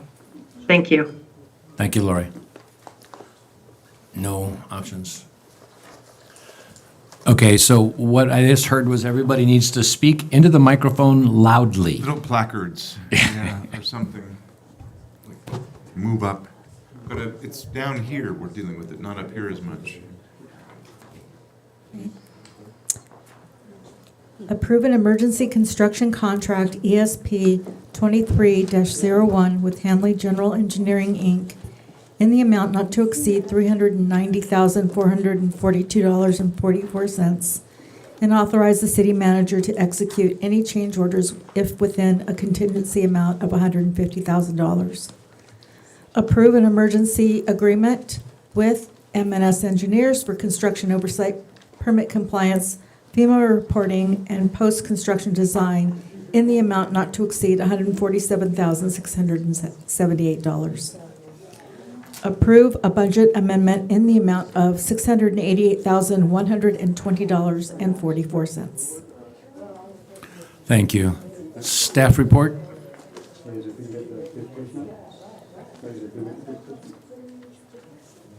Okay, so this is staff's presentation on the South Alisal emergency contract. Loud. Speak into it. Hi. Hopefully everybody can hear me. So we had a major storm event on January 9th. It was preceded by a bunch of other rain, which caused, when the ground was already soaked, water couldn't soak in, so we got a lot of water downstream. Rest of the county, a lot of places got received some damage. We received some damages too. So there was the Alamo Pintado Creek overtopped at Mission Drive. Freesboro Canyon had a minor slide, which caused us to have to close the road for a couple days. Hans Christian Andersen Park did receive some damage that we're going to be working on. The Vets Hall, the crawl space underneath flooded, and we needed to drain that, and there were some materials and equipment that got damaged. The Alisal lift station pumps, which is our, those couple pumps failed due to basically being overtaxed due to the stormwater flows. The city river well, the access road to the city river well number 7 was washed out and needed to be replaced. There were a couple sewer manholes that were compromised, and then the South Alisal Road Creek was washed out a piece of South Alisal Road. And that's the primary discussion, but I wanted to go over and just kind of get you guys familiar with some of the other things that happened. So the Alamo Pintado Creek Bridge, this was that night. This is actually looking at, here's I think Tom's, is this Jim's or Tom's? It's the service station right there at the corner. Jim's service station, New Horizons is right here. So you can see Mission Drive is completely covered with water. And here's the culprit. Here is the next day. This was the bridge is just completely clogged with debris. So the flow of the creek, it was still going a little bit, but it was really constricted down. And you see this tree right here? This tree doesn't belong there. That made its way down the creek and just kind of got propped up. So the end result, once the floodwater subsided, this is Mission Drive. You can see all the mud and debris that need to be cleaned out. And Caltrans took care of this, although we did provide some service for some of the traffic control. This is South Alamo Pintado, just south of Mission, so we had to clean this up. So this was also a big muddy mess. And this is where basically the river flowed. It flowed down here and back into the creek along there. So that was the Alamo Pintado Creek. Freesboro Canyon, the miniature slide, this actually got out of, this is after we cleaned it up. In fact, I think these were taken just a couple days ago. So what happened is you see this little drain culvert here was overtaxed with the amount of water that came in, and the water just, it's like, I don't care, I'm not gonna go through that pipe, I'm gonna go down the slope. So it went through and washed out the slope and brought a whole bunch of other stuff with it. So that was the damage that we saw here. This is Site D of Hans Christian Andersen Park. You can see that there was quite a bit of washout, and some of the slopes were washed out as well. So there's a bit of repair that needs to go on there. We're currently renovating this site with some new picnic tables and working on the pergola as well. So but there was some damage there. And here's another location where you see the stormwater came down, just basically filled the road. This is an access road that we have for some of our city wells and some other things. So we needed to, get that road in good shape. There's Hans Christian Andersen Park, very large park. There's a lot of different slopes in a lot of different areas. In fact, I'm hoping not, but there might be a few other areas that we just haven't even discovered yet that need to be repaired. But we're working on that. Oh. Okay. Next slide is so the Well 7 access road that we mentioned. So here is a couple slides of here's how the road was when the damage. So you can see how it was undermined there, and you can see kind of the washout that happened under this big 60-inch drain. And so this work has already been done. And here's the repair that occurred. Is they filled it all in, they graded it, and they fixed it so that there now is city access to well number 7. That was an immediate requirement that they do, is so they can maintain access to that road. And then also the sewer manholes. This sewer manhole is in Alamo Pintado Creek by the Vets Clinic, where we had that overtop. So this has been kind of washed out and needs to be repaired and hardened with some riprap around it. And then if you can see it right up here, this is at Alamo Pintado Creek over by the, kind of near the, it's the first golf course that you come up to as you're driving South Alisal. There's another manhole that is just hanging into the creek, so that there needs to be work from there. So that's the contract to repair these you guys just approved on the consent agenda. And then we get to the South Alisal Road. So these first 3 pictures I'll ask you to use this power pole as a reference. Have contact PG&E, let them know that their power pole is kind of hanging there. But you can see it. This is from the roadside. This is from the roadside as well, and you can see that just beyond here, you don't see any more of the slope. And here's from the creek side. You can see. So there's that same power pole. So just a few feet away is where it just a sheer drop. Everything's been washed away and it's fallen. And the concern is mainly the roadway. And if you can take a look right here, you see that yellow line? That underneath that is a 4-inch high pressure gas line. So if we lose any more of this road, we're losing that gas line, which the result in talking to the gas company would be about 4,500 meters. Throughout Solvang and Buellton. So it's a pretty big deal. The gas company has already, they have the materials on hand if they got to do a bypass, if it does slide more. They are very concerned about this, but we're taking action. And so here's a couple more pictures of the erosion. This is taken from the golf course side. This right here is a chain link fence it's just hanging in there. It was on the property line. Property line now shifted and went downstream. And then here's just some more of the slope that you can see is just, the tree roots are kind of our saving grace here. It held a lot of the slope together. But unfortunately we had to cut the trees down because now they're really heavy and they're a sail for the wind, which could compromise our, so you can see even some of the slope that fell is actually kind of under. It's scoured underneath, so we really don't even know, even at this point, how close we are to the road edge with the slope. But here are the project status. So the storm happened on the 9th. We weren't made aware of this until the 20th when we got a call from the Alisal Ranch, because from the roadside, it looks like the road's doing fine. There is a minor little crack there, but we didn't really notice that. You're driving, you're just taking a drive-by a review of it. But we got a call from Alisal Ranch saying, hey, you kind of need to take a look at it from our side of the creek. And we did, and immediately we're saying, oh my goodness, we need to address this right away. So we immediately put some cones to try to get the folks away from the roadway as much as we could. And we contacted one of our on-call engineering firms, and then also a local contractor. The local contractor hauled in a temporary signal device. Had to find, they looked all over the place, had to bring it in from Oregon. So it took a couple days to get it in from Oregon, but we got it. You know, the supply chain is really awesome these days. But so on January 27th, they installed the temporary signal system, which puts the road in single lane. And then the trees were removed, surgically removed on the 30th, which we needed to get the trees out of there to kind of reduce our risk. And then as part of the permitting to get down to the creek, because you can't just tromp down the creek with a piece of equipment.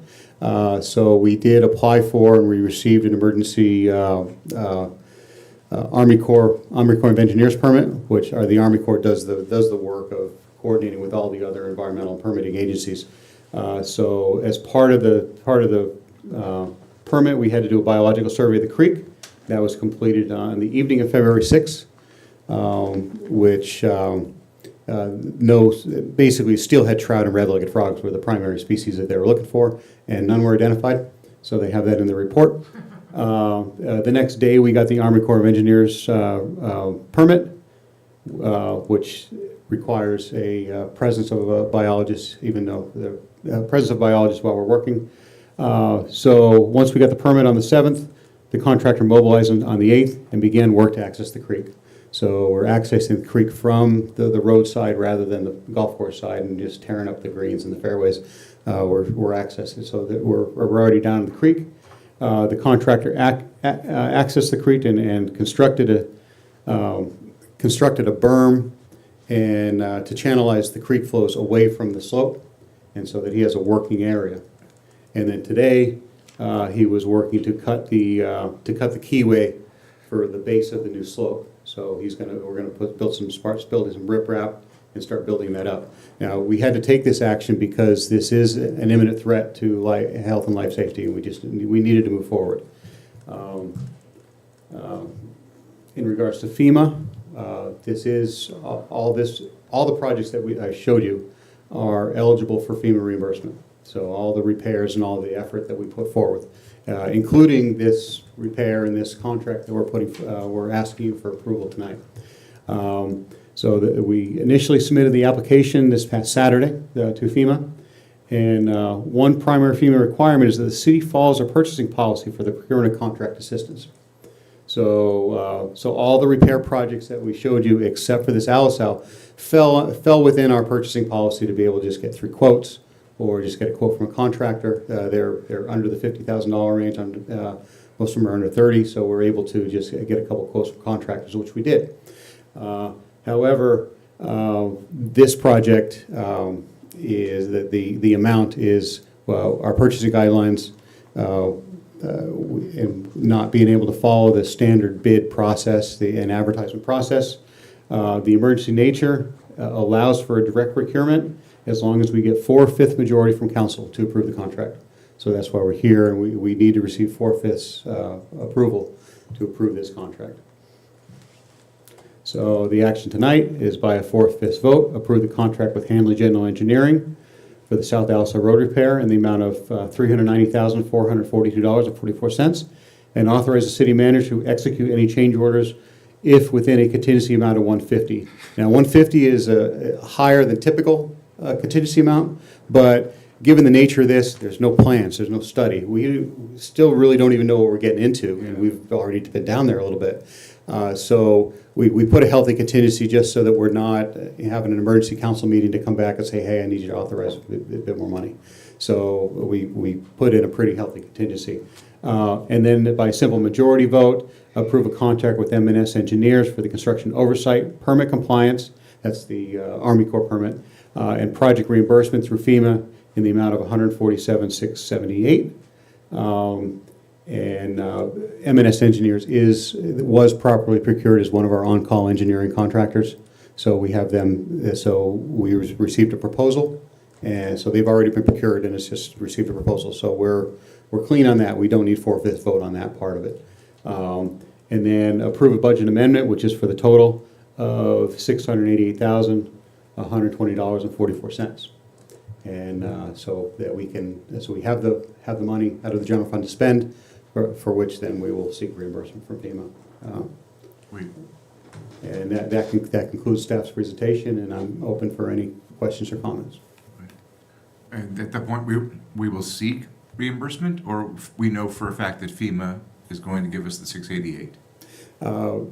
FEMA has recognized, FEMA and Cal OES, who I've been working with like this over the past 3-4 weeks, they're well aware of this project. I had a meeting with Cal OES, and they've recommended this project for I think they call it Class B or Type B repairs work, which is the emergency health and life safety. So they've made that recommendation. We have that in writing to FEMA. Now we're applying to FEMA. Now they haven't said, FEMA hasn't responded and said, oh yeah, here's a blank check.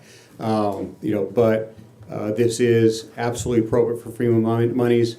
The federal government on, I believe it was January, it's either 14th or 17th, I'm not sure on the date, but they have assigned this storm event as a federal emergency, and is eligible for FEMA assistance. Because the county's been declared a disaster, yes. Yes. It's funny because I know that 150 is high, but to me that 150 is low. I don't know how Hanley looks at all the damage and says, yeah, we can do this for $390,000. I mean, yeah. It seems awfully arbitrary, but it's got to be done. Yeah, we took some measurements and we kind of went like that, and full disclosure already, there's now that once we got down there, the amount of riprap that we're looking at is probably a little bit more. We probably need a little bit more, about 10 to 20% more of just the large. We're talking 3 to 4 foot in diameter boulders that they're going to be putting in the creek there. Also, some of the recommendations received from Cal OES, which is an underground drainage system in the slope as we reconstruct it. That wasn't part of his bid because we didn't have a set of plans to give. It was just, okay, what's it going to take to build this thing back? But that's ticky-tack. I mean, that's not going to be, not any one of those is going to amount to a large proportion of the 150, but we're going to be tracking these, but we need to get under contract in order to start writing a change order to the contract. Roger, do we know how long, what's the window of time for a reimbursement to come back to the city from FEMA? That I'm not certain of. Do you have any estimate? I'm not sure. It actually is relatively quick. Once you get it in the system and they come out and do their reviews and approve it, they'll cut you a check. So within the fiscal year, within our budget period. And just to clarify, FEMA pay, I think it's 75% of this, and then Cal OES pays 75 of the 25, I think is how the process goes. But yeah, so you get down to about 6%. That's why we tighten our belt so that we can have money for things like this that happen. I'm learning more every day as we go through this process. Just question, did we negotiate any part of maybe the project management oversight? There was a lot of hours in there, and I know we did this on emergency, no competitive or multiple bids. Did we negotiate hours or anything like that? Well, the hours are going to be what they're going to be. This is it's a not to exceed amount.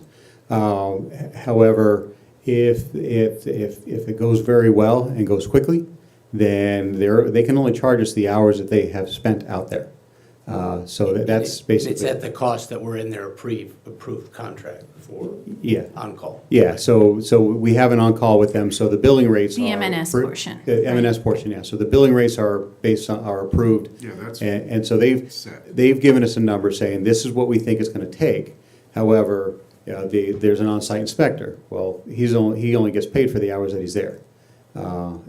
So we're approving at 147. It could come in at 130. Could come in at 100. We really don't know at this point, but it's a not to exceed amount. If it looks like it just takes a heck of a lot more time, then we got an issue, and we'll be harping on the contractor and harping on our consultant and saying, hey, what's going on here? And just trying to get some giddy up in them and at that point, if we do got to come back for minor modification, it's not to exceed unless we approve additional monies for the contract. But we've also worked with Hanley before. We have. And of course M&S. Yep. Yes, we have. Any other comments? I had a question, Roger. Is there any reimbursement or assistance from the gas company? It seems like we're helping maintain that for them as well. We haven't considered that. I have reached out to them, and they've been supportive of helping us along in this and doing their analysis. Their mere existence here has certainly spurred on Cal OES and other agencies that this is indeed a very strict emergency. But I don't know, when we get into it, when we get up to the top of the slope, there might be some other things that we need to do that we could certainly approach them for assistance on. I would just recommend that what you don't ask, you won't get. Yeah, exactly. I'm asking. They seem to be making a lot more money these last months. Yeah. You miss 100% of the shots you don't take, right? Yeah. Any other comments? My only comment is that, I mean, Barney Hanley was born in that liquor store that's at the corner of Fifth and Market. He's local. He's been here for, I know. It was a house once. These are both local companies, and I'm happy we're not going out of town to get people to do this. And Barney's got a great reputation. These are both two very good companies, and they're stand-up people. So I'm very comfortable with this. The question I have is, you got a $688,000 budget request. This is exclusive of anything we might get paid back. Is that correct? So in other words, we might not need 688 if they're going to pay us if FEMA's going to pay us a couple $100,000 or something like that.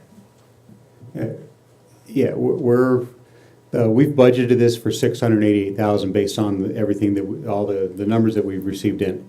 If it ends up costing $500,000, and I would expect FEMA to pay us $500,000. They're not going to give us $688 if that's not what it costs us. Oh yeah, of course. But that's what I mean. This is just an estimate of what it would cost us if we didn't get paid anything by the FEMA or anybody else. That's correct, but we need the budget adjustment so that we have the money we have the money in our checking account to, we're moving it out of our savings account, putting our checking account so that we can write a check. Excellent. Way to put it. And Any other Mr. comment? Mayor? Yes, sir. Just so I can add a little bit to the conversation, although the city charter does exempt the city from using the public contract code in most instances, that section that we're using to justify not going out for bidding is included in our purchasing policy. So you will need to make an explicit finding that based on the evidence that's been presented, and I think the pictures told the entire story, that an emergency will not permit a delay resulting from bidding the project. So if you can make that as part of your motion, if you are going to approve this, that would be something that we'd be looking for as well. Thank you very much. Before we get to that, is there anybody in the audience who would like to make a comment on this particular issue? Anybody on Zoom have a comment on this particular? We don't have anybody left on Zoom, do we? Everybody's gone? They gave up on us. Hey, Lori isn't even there to see if the volume got any better. Because she can't hear you. Is this thing on? I just feel bad for the vet because she just bought that practice. And now she's out of business for a while. That's a shame. Okay, going back then to the council. Last comments or a motion? I'll move to approve the project and contract with the language that our esteemed counselor recommended. The city council makes a finding that, based on substantial evidence set forth in the presentation, that the emergency will not permit a delay resulting from competitive solicitation for bids, and that this action is necessary to respond to the emergency. Thank you. What do you think? I'll What he just second said. that. And there's a second. Can you take a roll call vote, please, Ms. Clerk? Councilmember Brown. Yes. Councilmember Clark. Yes. Councilmember Claudia Rona. Yes. Mayor Pro Tem Elizabeth Rona. Yes. Mayor Infante. Yes. Motion passes 5-0. Okay, so, Madam Clerk, if you would introduce us to item 6C. Discussion and possible action to consider amendments to Chapter 5 of the Solvang Municipal Code to authorize adult-use cannabis facilities. Staff report? Thank you, Mr. Mayor, members of the council. Before you this evening is an opportunity to discuss potential amendments to Chapter 5.4 of the Municipal Code to authorize adult use cannabis facilities. Just give you a little bit of history of where the city has been. Back in 2018, the City Council passed an ordinance, a fairly comprehensive regulatory ordinance that would allow the operation of medicinal cannabis facilities within the city. We've attached a copy of that provision from the municipal code to the staff report. As noted in the staff report, the cannabis facilities were limited only to those providing medicinal cannabis. Since the adoption of that ordinance, there has been no medicinal cannabis facility that has opened, although a permit has been approved by one of the applicants. The City Council also limited, as part of the initial consideration of the cannabis regulations, the locations and the numbers of operations that could be done within the city. So since that time, the successful applicant for the medicinal cannabis dispensary has submitted a request for the council to consider changing the rules that the city currently has governing cannabis facilities to allow adult use or recreational cannabis facilities as well. They have submitted a request to each of the council members and to staff along those lines. The operator of the medicinal cannabis dispensary is Megan's Organic Market, who will probably be speaking with you at this point, but she has definitely submitted some documentation supporting that. I'll also point out that under the current municipal code, the city has a tax that applies to all cannabis facilities, whether medicinal or otherwise, and that was approved by the voters back in 2018. So there's an initial tax rate of 5% of gross receipts that can be increased by the city council without going back to the voters up to a maximum of 10%. That tax, again, does not differentiate between medicinal or recreational or adult use cannabis. So if the council were amenable to changing the code, that would not require a change in the municipal code to apply to this particular business. The council had asked that this matter come back to allow the council to discuss this opportunity, and I'm happy to answer any questions if council has them. Questions, anybody? It was the voters that approved, the state of California voters approved the sale of recreational marijuana in 2018, correct? I think it was actually earlier than I'm sorry, 2018. 2016, Yeah, wasn't it? 2016, yes. Thank you. Anybody else? Quick question. In our current policies, we have a 5% tax on medical cannabis.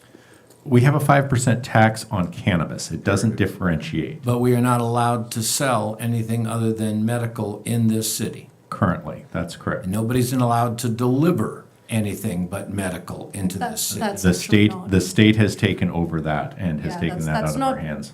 Yeah, that is not true. There is adult use being delivered to the city from Lompoc, from any dispensary, or, even from out of the county. As of what time? For as long as the state has made it possible. I don't remember when the bill was passed, but the state took delivery out of local agencies' hands. There was litigation over it up in, I want to say Santa Cruz County, but the state largely Shocking. the state has largely taken delivery out of local control. But our code still says it's not legal, so we have to change that anyway. Well, if council is inclined to go along with the request from Megan's Organic Market, I'm going to recommend some significant changes to the municipal code, that it be rewritten, because what we were dealing with back in 2018, and my partner at the time, Roy Hanley, wrote this, we were dealing with this odd amalgamation of the medical use regulations from the state, the recreational use, which was fairly brand new, and the state hadn't really fully come up with a way to regulate recreational use at that point. Since that time, the state has sorted that out. There's much clearer regulation from the state, both as to medicinal and to recreational or adult use cannabis, so that our code may not be the state of the art in terms of following the state regulations that it was back in 2018 when it was adopted. So we would be recommending some significant changes to make that. Now, the changes would be more to conform to state law than anything locally where we have the restrictions in, like operating requirements. We have If you go through the code and see what's required of an applicant to obtain one of these permits, it's in a significant amount of information. And when this was approved by the former city manager to issue the permit, the packet was, I want to say, close to 400 pages long, filled with information. It had, I'm not going to go into all the information that was provided, but it was a huge amount of information. I don't anticipate that part of the city's regulatory structure to change. It would just be whether or not the council would be amenable to allowing adult use. Thank you very much. If we have no other comments up here, we'll take public comment. I have some slips for public comment. First, Ms. Megan Souza.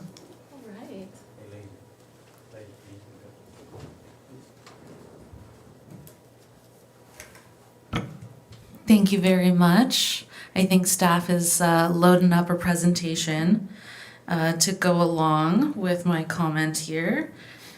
My name is Megan Souza, and I'm the founder, owner, and CEO of Megan's Organic Market, which is a medical and adult use cannabis retail company.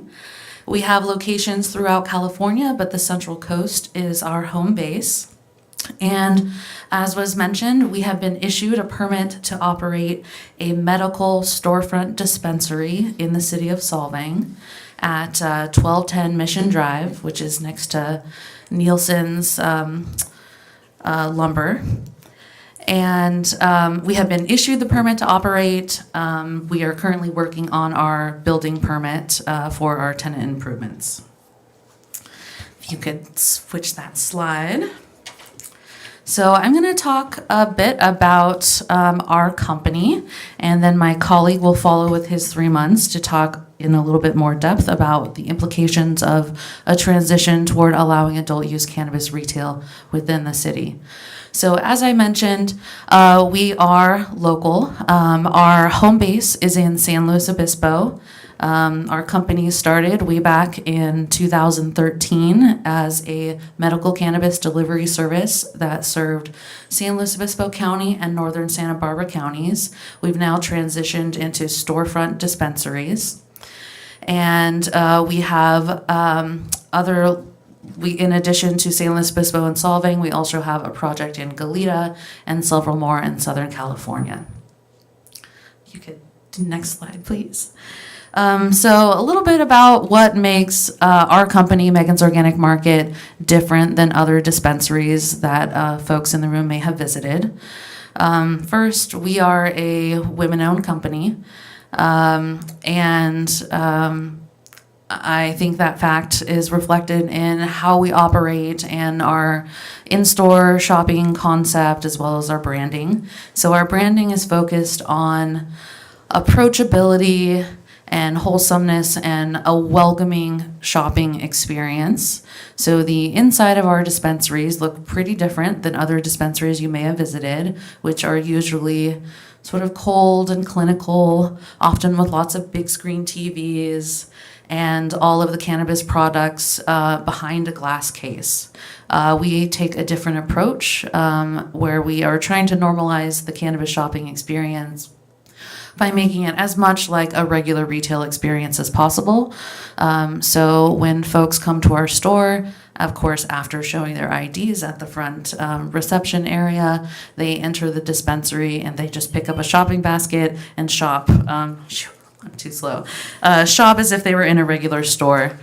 I will pass it over to my colleague to finish off here.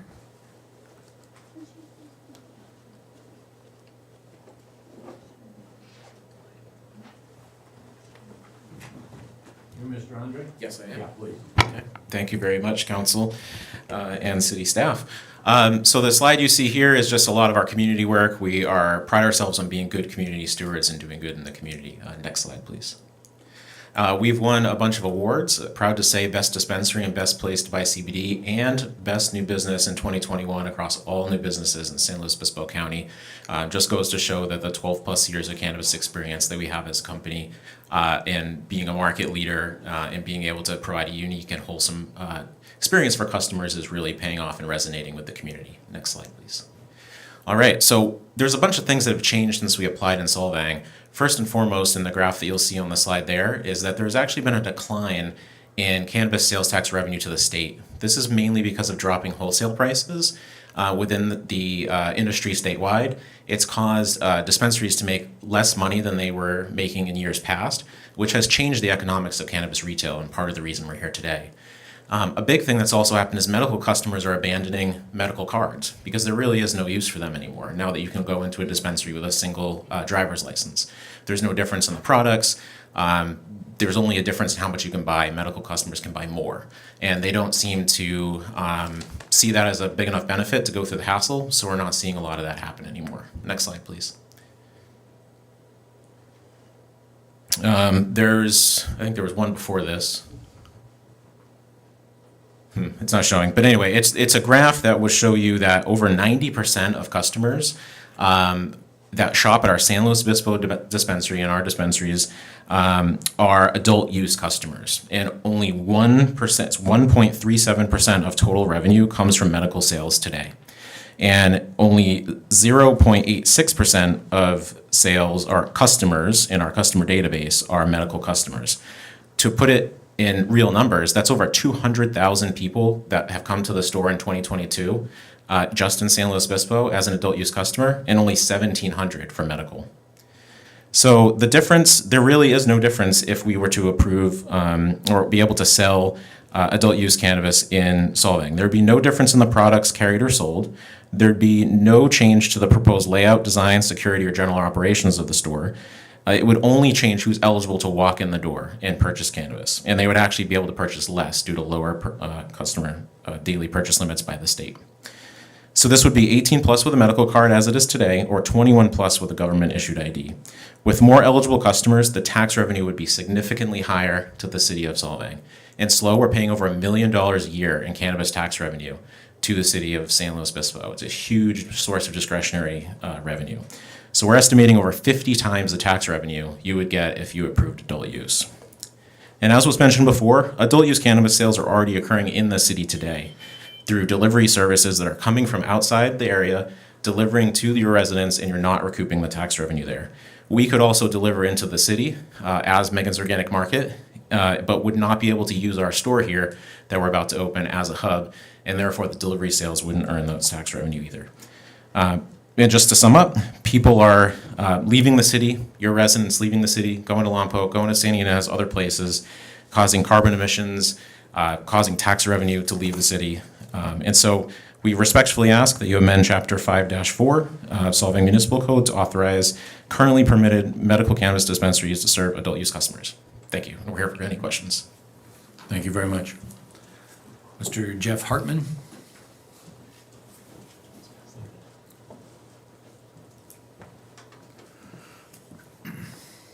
Good evening, Council. Good evening.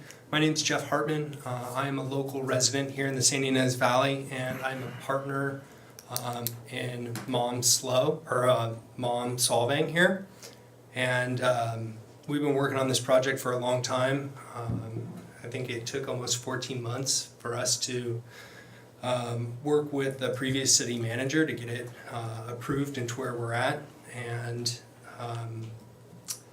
you know, looking at what the state laws are now and how they've changed, it really just makes sense. Our adult use cannabis is pretty much the same as or what medical was, and I hope that you guys consider changing the code to allow adult use cannabis here in Solvang. Thanks. Thank you. Thank you, Mr. Hartman. Do we have anybody else in the audience that would like to make a comment on this subject? Do we have anybody on Zoom? Whether they want to make a comment or not? No, nobody want to make a comment. Okay, well, let's bring it back to the council. Comments, suggestions? What do you think? My comment is I'm not a big fan of pot. I wasn't when it was medicinal, but the voters approved this in 2016. Anyone can go online and get a medicinal certificate to buy pot. In my profession and where I work at the lumberyard, I know lots of people that drive to Lompoc and and buy cannabis from the dispensaries there, which there's an abundance of, and they're cannibalizing each other, but that's beside the point. There's a tremendous amount of tax revenue that comes from these dispensaries. And I thought, as long as people are going from Solvang to Lompoc to get this, then Solvang is losing out on the tax dollars. There's a lot of people in Solvang that partake in either smoking or eating edibles.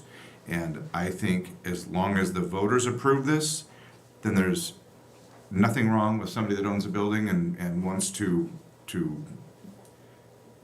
rent or sell to whoever he wants. And if somebody wants to come in and do business in Solvang, the voters made it legal. I have zero problem with this because it will bring a lot of dollars to Solvang, and that's the only reason I'm behind this.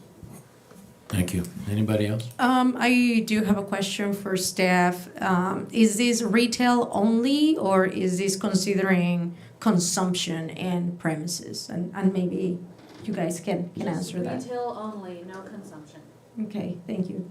And this, we are not certainly considering allowing cultivation or anything right now. We're just focusing on allowing. Well, I think the Sale request or adult use. was to change for sale. Obviously, if council gives direction, you can give direction however you would like to do it. I would probably tell you that trying to do manufacturing or cultivation is going to be a bigger road to hoe, so to speak, because just the property involved. There's not a lot of room there to cultivate. There's not a lot of room to process. But ultimately, it's up to the council as to what you would want to permit. And if it's just retail only, then we would draft the regulations appropriately. Okay, thank you. I had a question regarding the delivery. How is that taxed?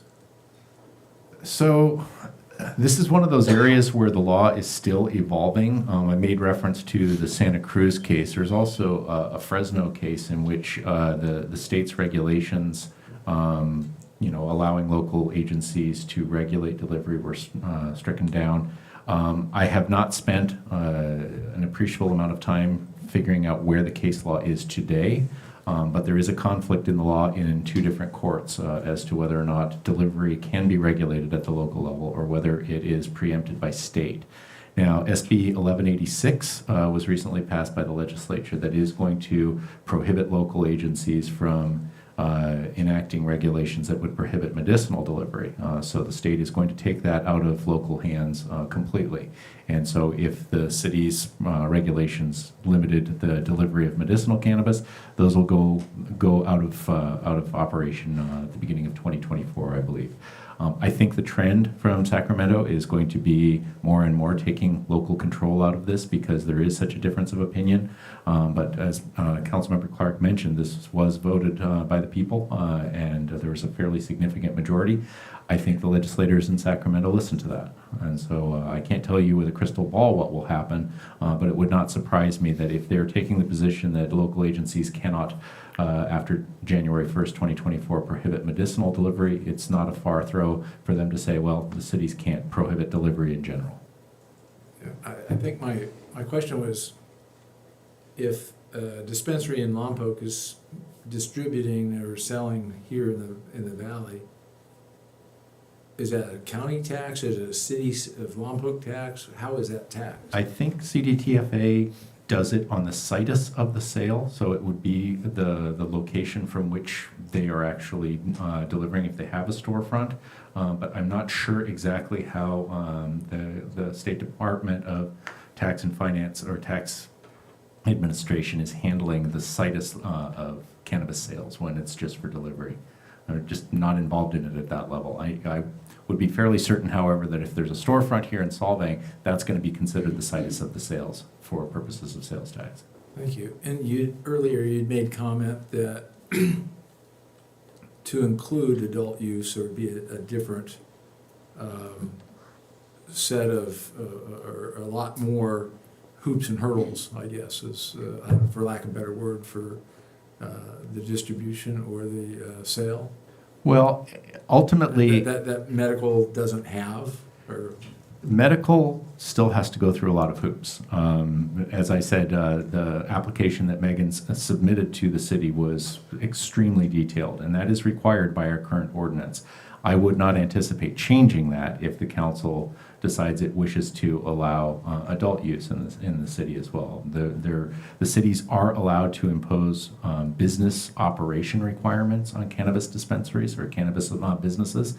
And so we would look at bringing that back. But what I would want to do if council gives direction to change it to adult use is to make sure that the ordinance conforms with the current state of state law so that we're not preempted at any level.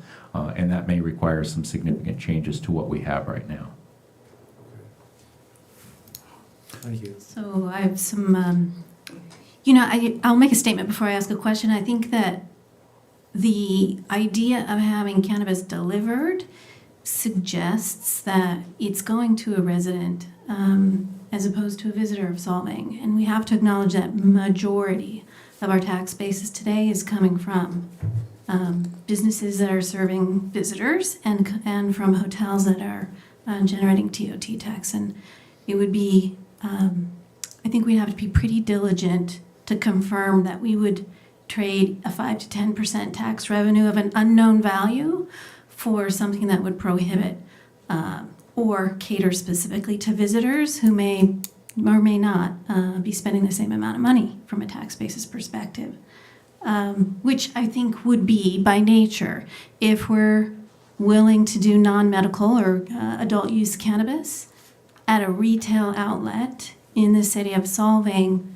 We're opening the doors to the visitor community. So what I would like to see is a couple things. This might be a lot of work, but does it make sense for us to see what the ordinance changes would be and read through that so we understand what the new language would look like and how much governance we have over adult use cannabis in the new conditions? Second, we can stack rank those. What do you think? I am concerned since we've just, I think, are still or just completed the negotiation for our increased services from the Sheriff's Department. If there is any indication, any data that suggests a move towards adult use cannabis imposes more services or more incidents from the Sheriff's Department, we'd like to understand if there's more pressure that comes with that. And third, it's not clear how much tax revenue we're really talking about. So I would like to see more data, comparative data, in over a year or two, how the trend has grown, or what revenue we're really considering adding on. Okay, let me see if I can answer those. As far as the revenue, well, we'll get to the sheriff's part. As part of the revenue, it's hard to say. As I think Councilmember Clark was mentioning, the businesses in Lompoc are cannibalizing themselves. To a certain extent, Solvang would be cannibalizing from Lompoc, but it might also be opening up a market where people don't want to travel to Lompoc, and so they say it's not worth it. So there may be additional revenue that is not recaptured by taking it away from Lompoc. As far as the law enforcement, Mark can probably respond to that. The operating requirements that the city has for a cannabis business, they have to submit a security plan. It's a very detailed security plan. That is part of the existing ordinance, so I would not anticipate changing that at all. Those would still be required. I think, not to add on what the representatives of Megan's were saying, but I think that if the medicinal dispensary were open today, you would not see a dramatic difference if it changed to adult use.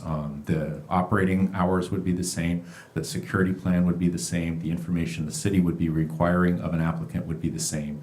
It would just be opening up to a different clientele the opportunity to do that. So to answer your first question about taking a look at what the changes would be, I don't anticipate any changes in the operational. It would be more along the lines of making sure that we're in conformity with state law to make sure that we're not running afoul of anything like that. So, for example, there's references in our existing ordinance to, I think it's CRUSA is the acronym.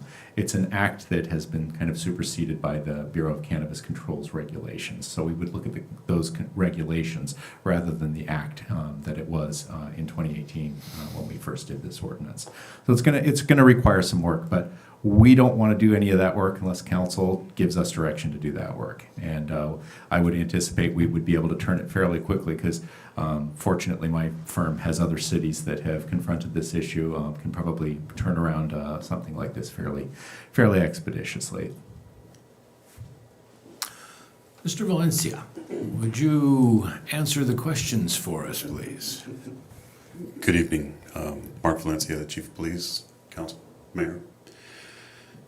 What I would like to do before you were to make any decisions, if I had a suggestion, would be to meet with our cannabis compliance team, who could actually provide you the stats that you might need to make this decision. To understand the law is very sticky, and I've been around long enough to see it go from a felony to legal in my time. I have extensive background in narcotics and have dealt with it for several years. I think it's fair that you would need to see the stats in the valley before you made your decision or moved forward, at least to be fair to both parties involved. Sheriff's Department, of course, can't be selective in the laws that we enforce. When the California voters put a law in effect, we follow it to the letter, and that's only fair to both parties. But in a situation where we have something similar to the difference between medicinal marijuana and recreational marijuana, yes, there is an increase. I don't have the numbers with me, but our DUIs have gone up for people driving under the influence of marijuana. Our juvenile crimes have gone up. Our contacts at schools, both in Cabrillo and San Ynez, have gone up. And the marijuana that we recover from them has come from dispensaries that it's easily obtained. Now, that's not the dispensary's fault. However, it does end up in the hands of juveniles easier than it did in the past. This is a decision for the city to make, not the Sheriff's Department. So that's where the cannabis compliance team would come in and give you the actual statistics. It's also predominantly a cash-based business. And the Central Coast, so you understand, San Luis, Santa Barbara, and Ventura counties have enough marijuana that we produce as agriculture to supply the entire planet. So there's a lot, that's why the price has crashed, because we've seen it in my time go from $6,000 a pound down to about $800 a pound. Now then we can get into the numbers. So you understand what marijuana consists of quickly, and I can go all night or I can go quickly. But THC is a psychoactive component in marijuana, and it stands for tetrahydrocannabinol delta 9. That's psychoactive. In the 60s, marijuana was produced at about 4 to 6%. Now Santa Barbara County, through NIDA, which is the National Institution of Drug Analysis, is showing Santa Barbara County producing marijuana at over 20% of a psychoactive component. So we have to, and it's not controlled since the feds don't regulate marijuana, whether it's marijuana gummies, marijuana cookies, that's not for me to decide. There is no determination of how much THC is in each individual dose. So those are other things that we need to take in consideration, and if that has to come from you, not me, and it would have to come from our cannabis compliance team. But I think there's a totality that we all need to take in consideration. If the bottom question or the baseline question is, will it increase services? More than likely so, because now you're providing recreational marijuana to a city that's predominantly based on tourism, and it's easily accessible. Thus, the Sheriff's Department gets involved with in dealing any issues with dispensary-related crimes. That's just a fact of what it is. Dispensaries have moved up. Now, I'm sure I don't know a lot about this business, so I am not tearing down anybody's dispensary whatsoever. These are the facts that I've known of and the evolution that I've seen. Carpinteria has seen an increase where dispensaries are robbed because you can get not only the cash, since it's a predominantly cash-based business, but now you can also get the product. The same product in California that can go for a higher rate. We can go on for hours. To answer your question, yes, there will be an increase of demand for Sheriff's Department resources in addressing another dispensary. We're dealing with the same issue in San Ynez. The Star Drug is being converted into a dispensary that's just 6 miles away. So we have that issue too. So we're essentially adding another. I'm not opposed. I'm not supporting it. I'm just stating the facts as I know them. So I can answer any questions you may have about that. Any questions at this time? My question is more operational, so thank you. Thank you very much. Thank you. Appreciate it.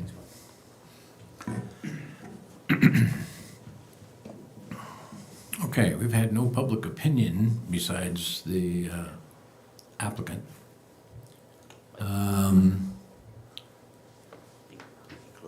At this point in time, I got one question for you, if I might, Mr. Attorney.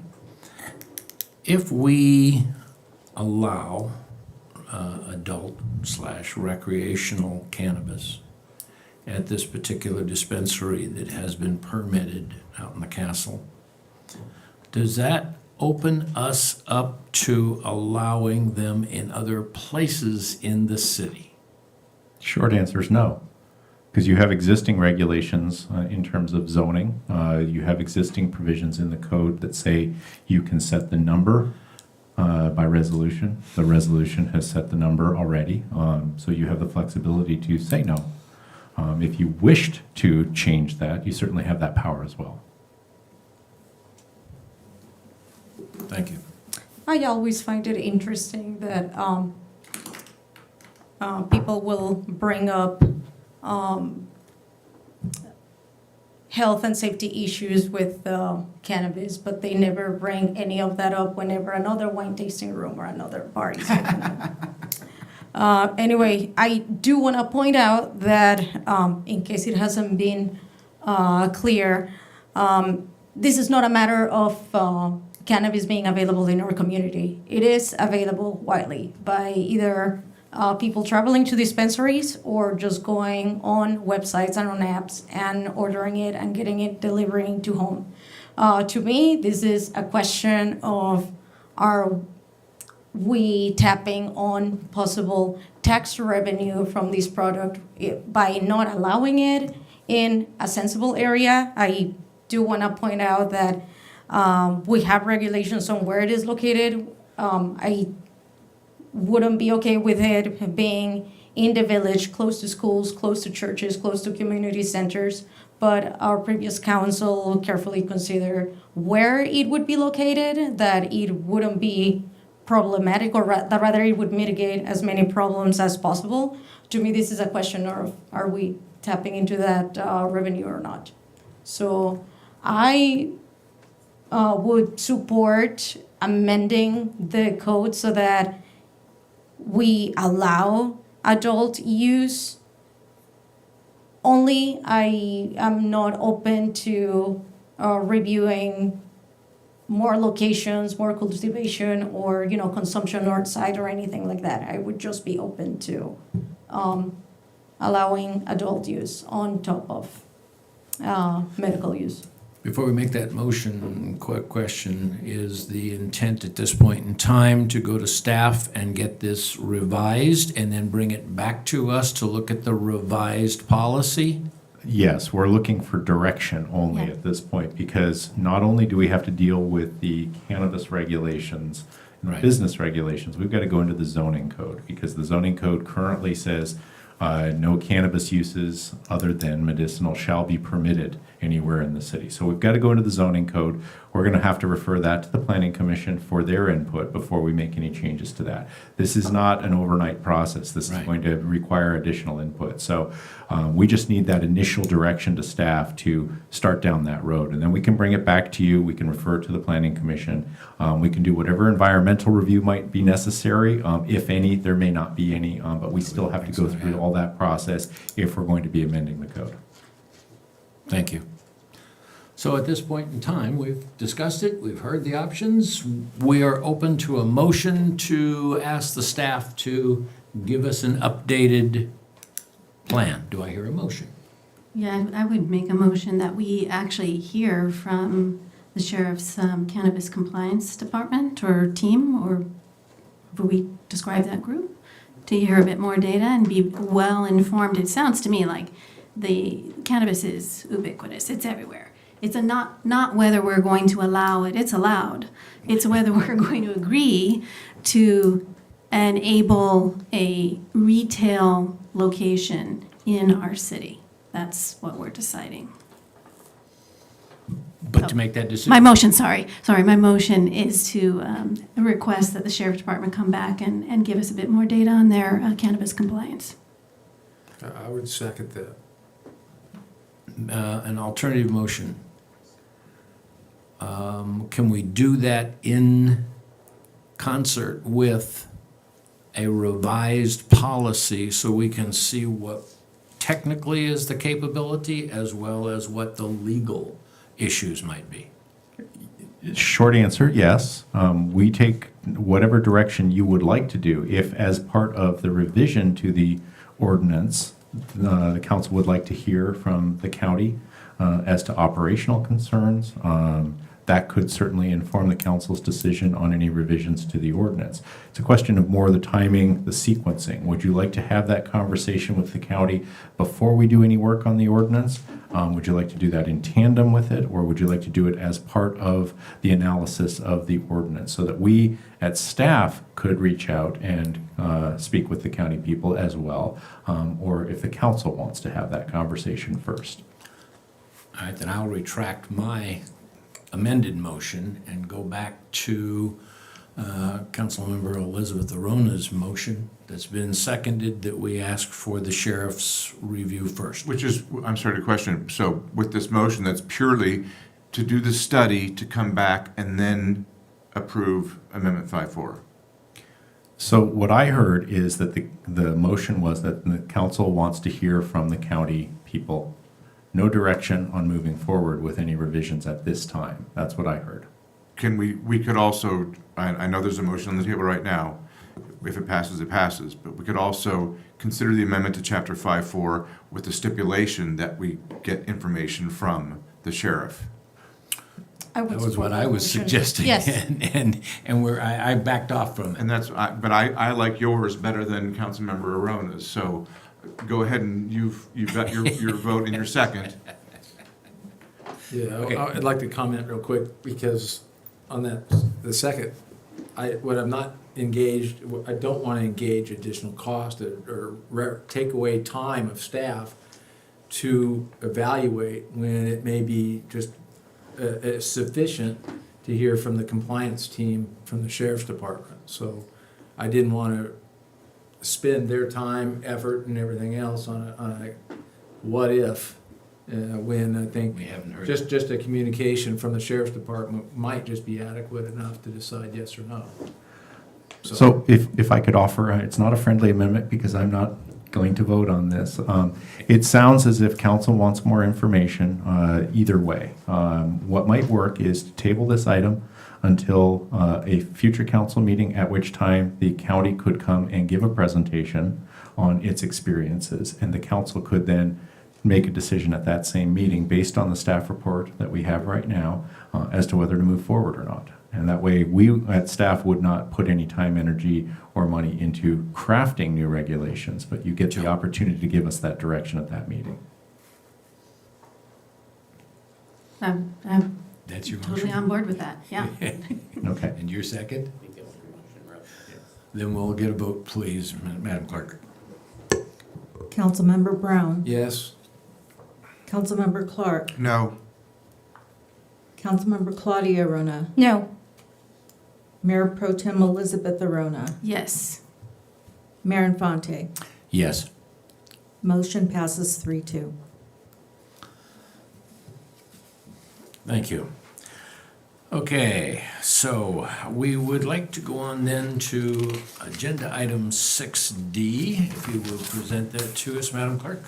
Discussion and possible action to receive Yule Fest update and provide comments to staff. We go from cannabis to Santa Claus.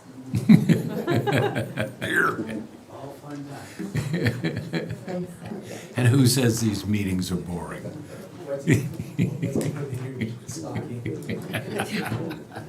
Good evening, Mr. Mayor, council members, members of the public. I am Cheryl Schallenberger, Marketing Manager for the City of Solvang.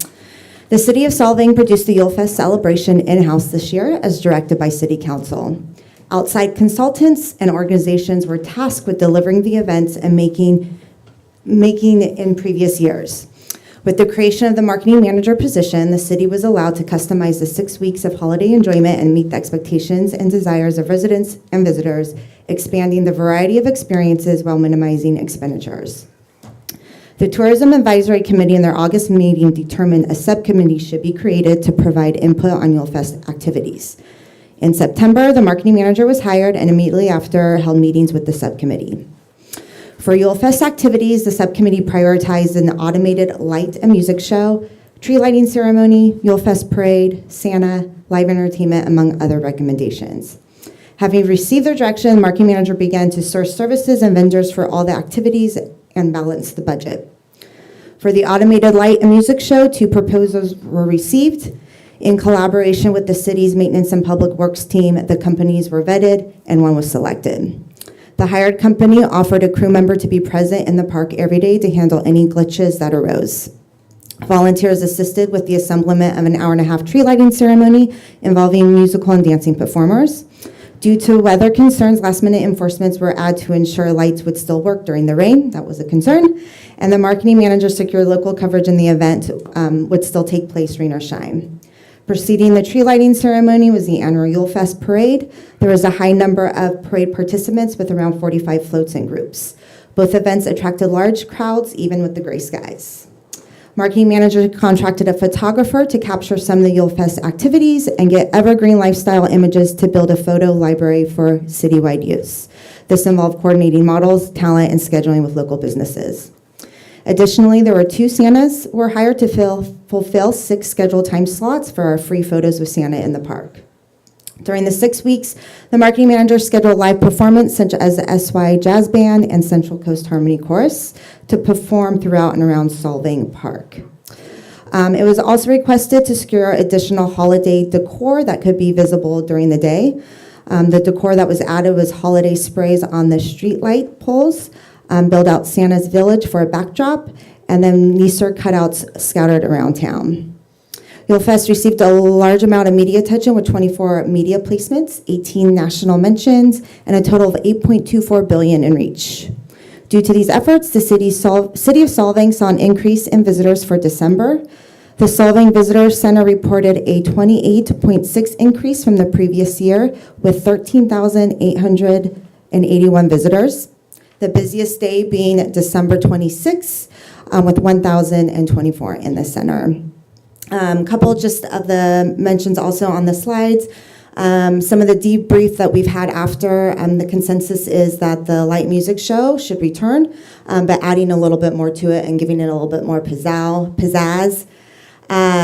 We got a lot of inquiries of just asking people if decorations were going to be up after Thanksgiving, so I think that start time was very important. We had about 1,800 participants involved with our NISR scavenger hunt around town. Some of the larger opportunities we saw was the candlelight tours sold out very, very quickly. This is managed by our visitor center, so they're looking at ways to providing more tours throughout the YuleFest timeframe. We did do one night marketplace. It was originally wanted to have 4 of them, but due to not knowing where our budget was going to land, we landed with 1. There was opportunity to give it a little bit more promotion, but the vendors were satisfied with the one that we had. Obviously, YuleFest will start much sooner than September. The turnaround time did put some time crunch. We're looking at adding maybe additional more family and kid activities. And there was even a suggestion of a New Year's Eve event. There was just some of the creatives that were created, some of the media attention that we received, some of the articles, our coverage for our rain and shine message, and of course our visitor center was very busy. That's my report. Thank you. Do we have any questions of the council, from the council, of the staff? Pardon me, can you please explain on the Solvang nativity performance? I don't understand what, they were asking for 30,000, but asking for half of that? Yes, so they had presented at the TAC meeting that they were doing a whole new rebranding. They wanted new equipment, whole new thing. And so that was going to cost them $30,000. They put in a request to TAC to make a recommendation for 15. And then with our budget, the subcommittee came in with a $5,000 donation for the nativity pageant. Or is that? That is free to the public. I think you reserve it, but it is a free. And that was one of the reasons why they were looking for sponsorships, is they wanted to keep the cost free to the public. I absolutely love the idea of a New Year's Eve something as part of Yule Fest next year. I would really like to see that pursued, even if it's like watching a ball drop in Solvang Park, or having music in Solvang Park until midnight or something. I think would be wonderful. There's a lot of places and people just would like to go somewhere, and not necessarily to a bar, but somewhere really fun to even have a glass of wine, but to watch something like that would be a great addition to Yule Fest. It came within staff to have an Eagle Skipper drop. But I'd love to see I'd love to see the progress on something like that. We'll lay Robert on his back and drop it in his mouth. Able to give her toss. That might need some planning, so some of businesses can stay open. That might need some, Any question, Cheryl? What do we have a way of verifying the increase in visitors during Yule Fest? Was I think you said it was a 28.6% increase. Do we have a way of correlating exactly? Because we had incredible. Yeah, so that was just the visitor center. So that those numbers came specifically for what they've reported. Did they fill a survey or something that told us they were coming for Yule Fest, or they became aware of a visit to Solvang at this window of time? I don't know if they've asked specifically for, what their questions were. Or, I think a lot of it is, what is there to do for Yule Fest? What activities can we participate in? But I don't know if they have that all of 13,000 of those asked that question, or Yule Fest related questions. I just caught one thing because it kind of was eye-peeling. We had a total reach of 8 billion. Yes, so I can provide some of the articles. I did pull some that reached really high ones. So I believe the agency uses a program called Meltwater, and through that is what they do is you can say, I have this article on this website, and it's a standard value, added value, or what it would cost to advertise on that website. So there was one on MSN. It was 7 California Central Coast towns that light up for Christmas that they say it's a reach of 178 million. So there was quite a few of those larger outlets that it's a standard number across the board of whatever the article is that you would say that's the value of it, instead of placing an advertisement. Or they get that many monthly reaches. Does that mean clicks or people reached? Reached. It was just the reach. 8 billion. Yes. Is that right? We had the TAC ask that as well, so we can have them pull those numbers, but it was MSN. It was a balloon going east. You're right. I didn't pull all of them, but I'm happy to. Wait, no. Okay. Travel Awaits was another one that picked up the same article. 7 California Central Coast towns that light up for Christmas. They have a reach of 2 million. So there was a handful of those throughout the 18 placements or 24 placements. I think it might be a little bit of. We can have them double check that. Double check that. Sure.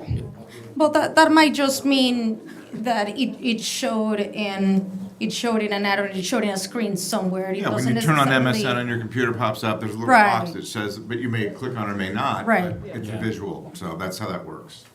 Yeah, something like that. I do have some comments. I work through the holiday season, and I got a lot of people coming into my shop looking for NISA.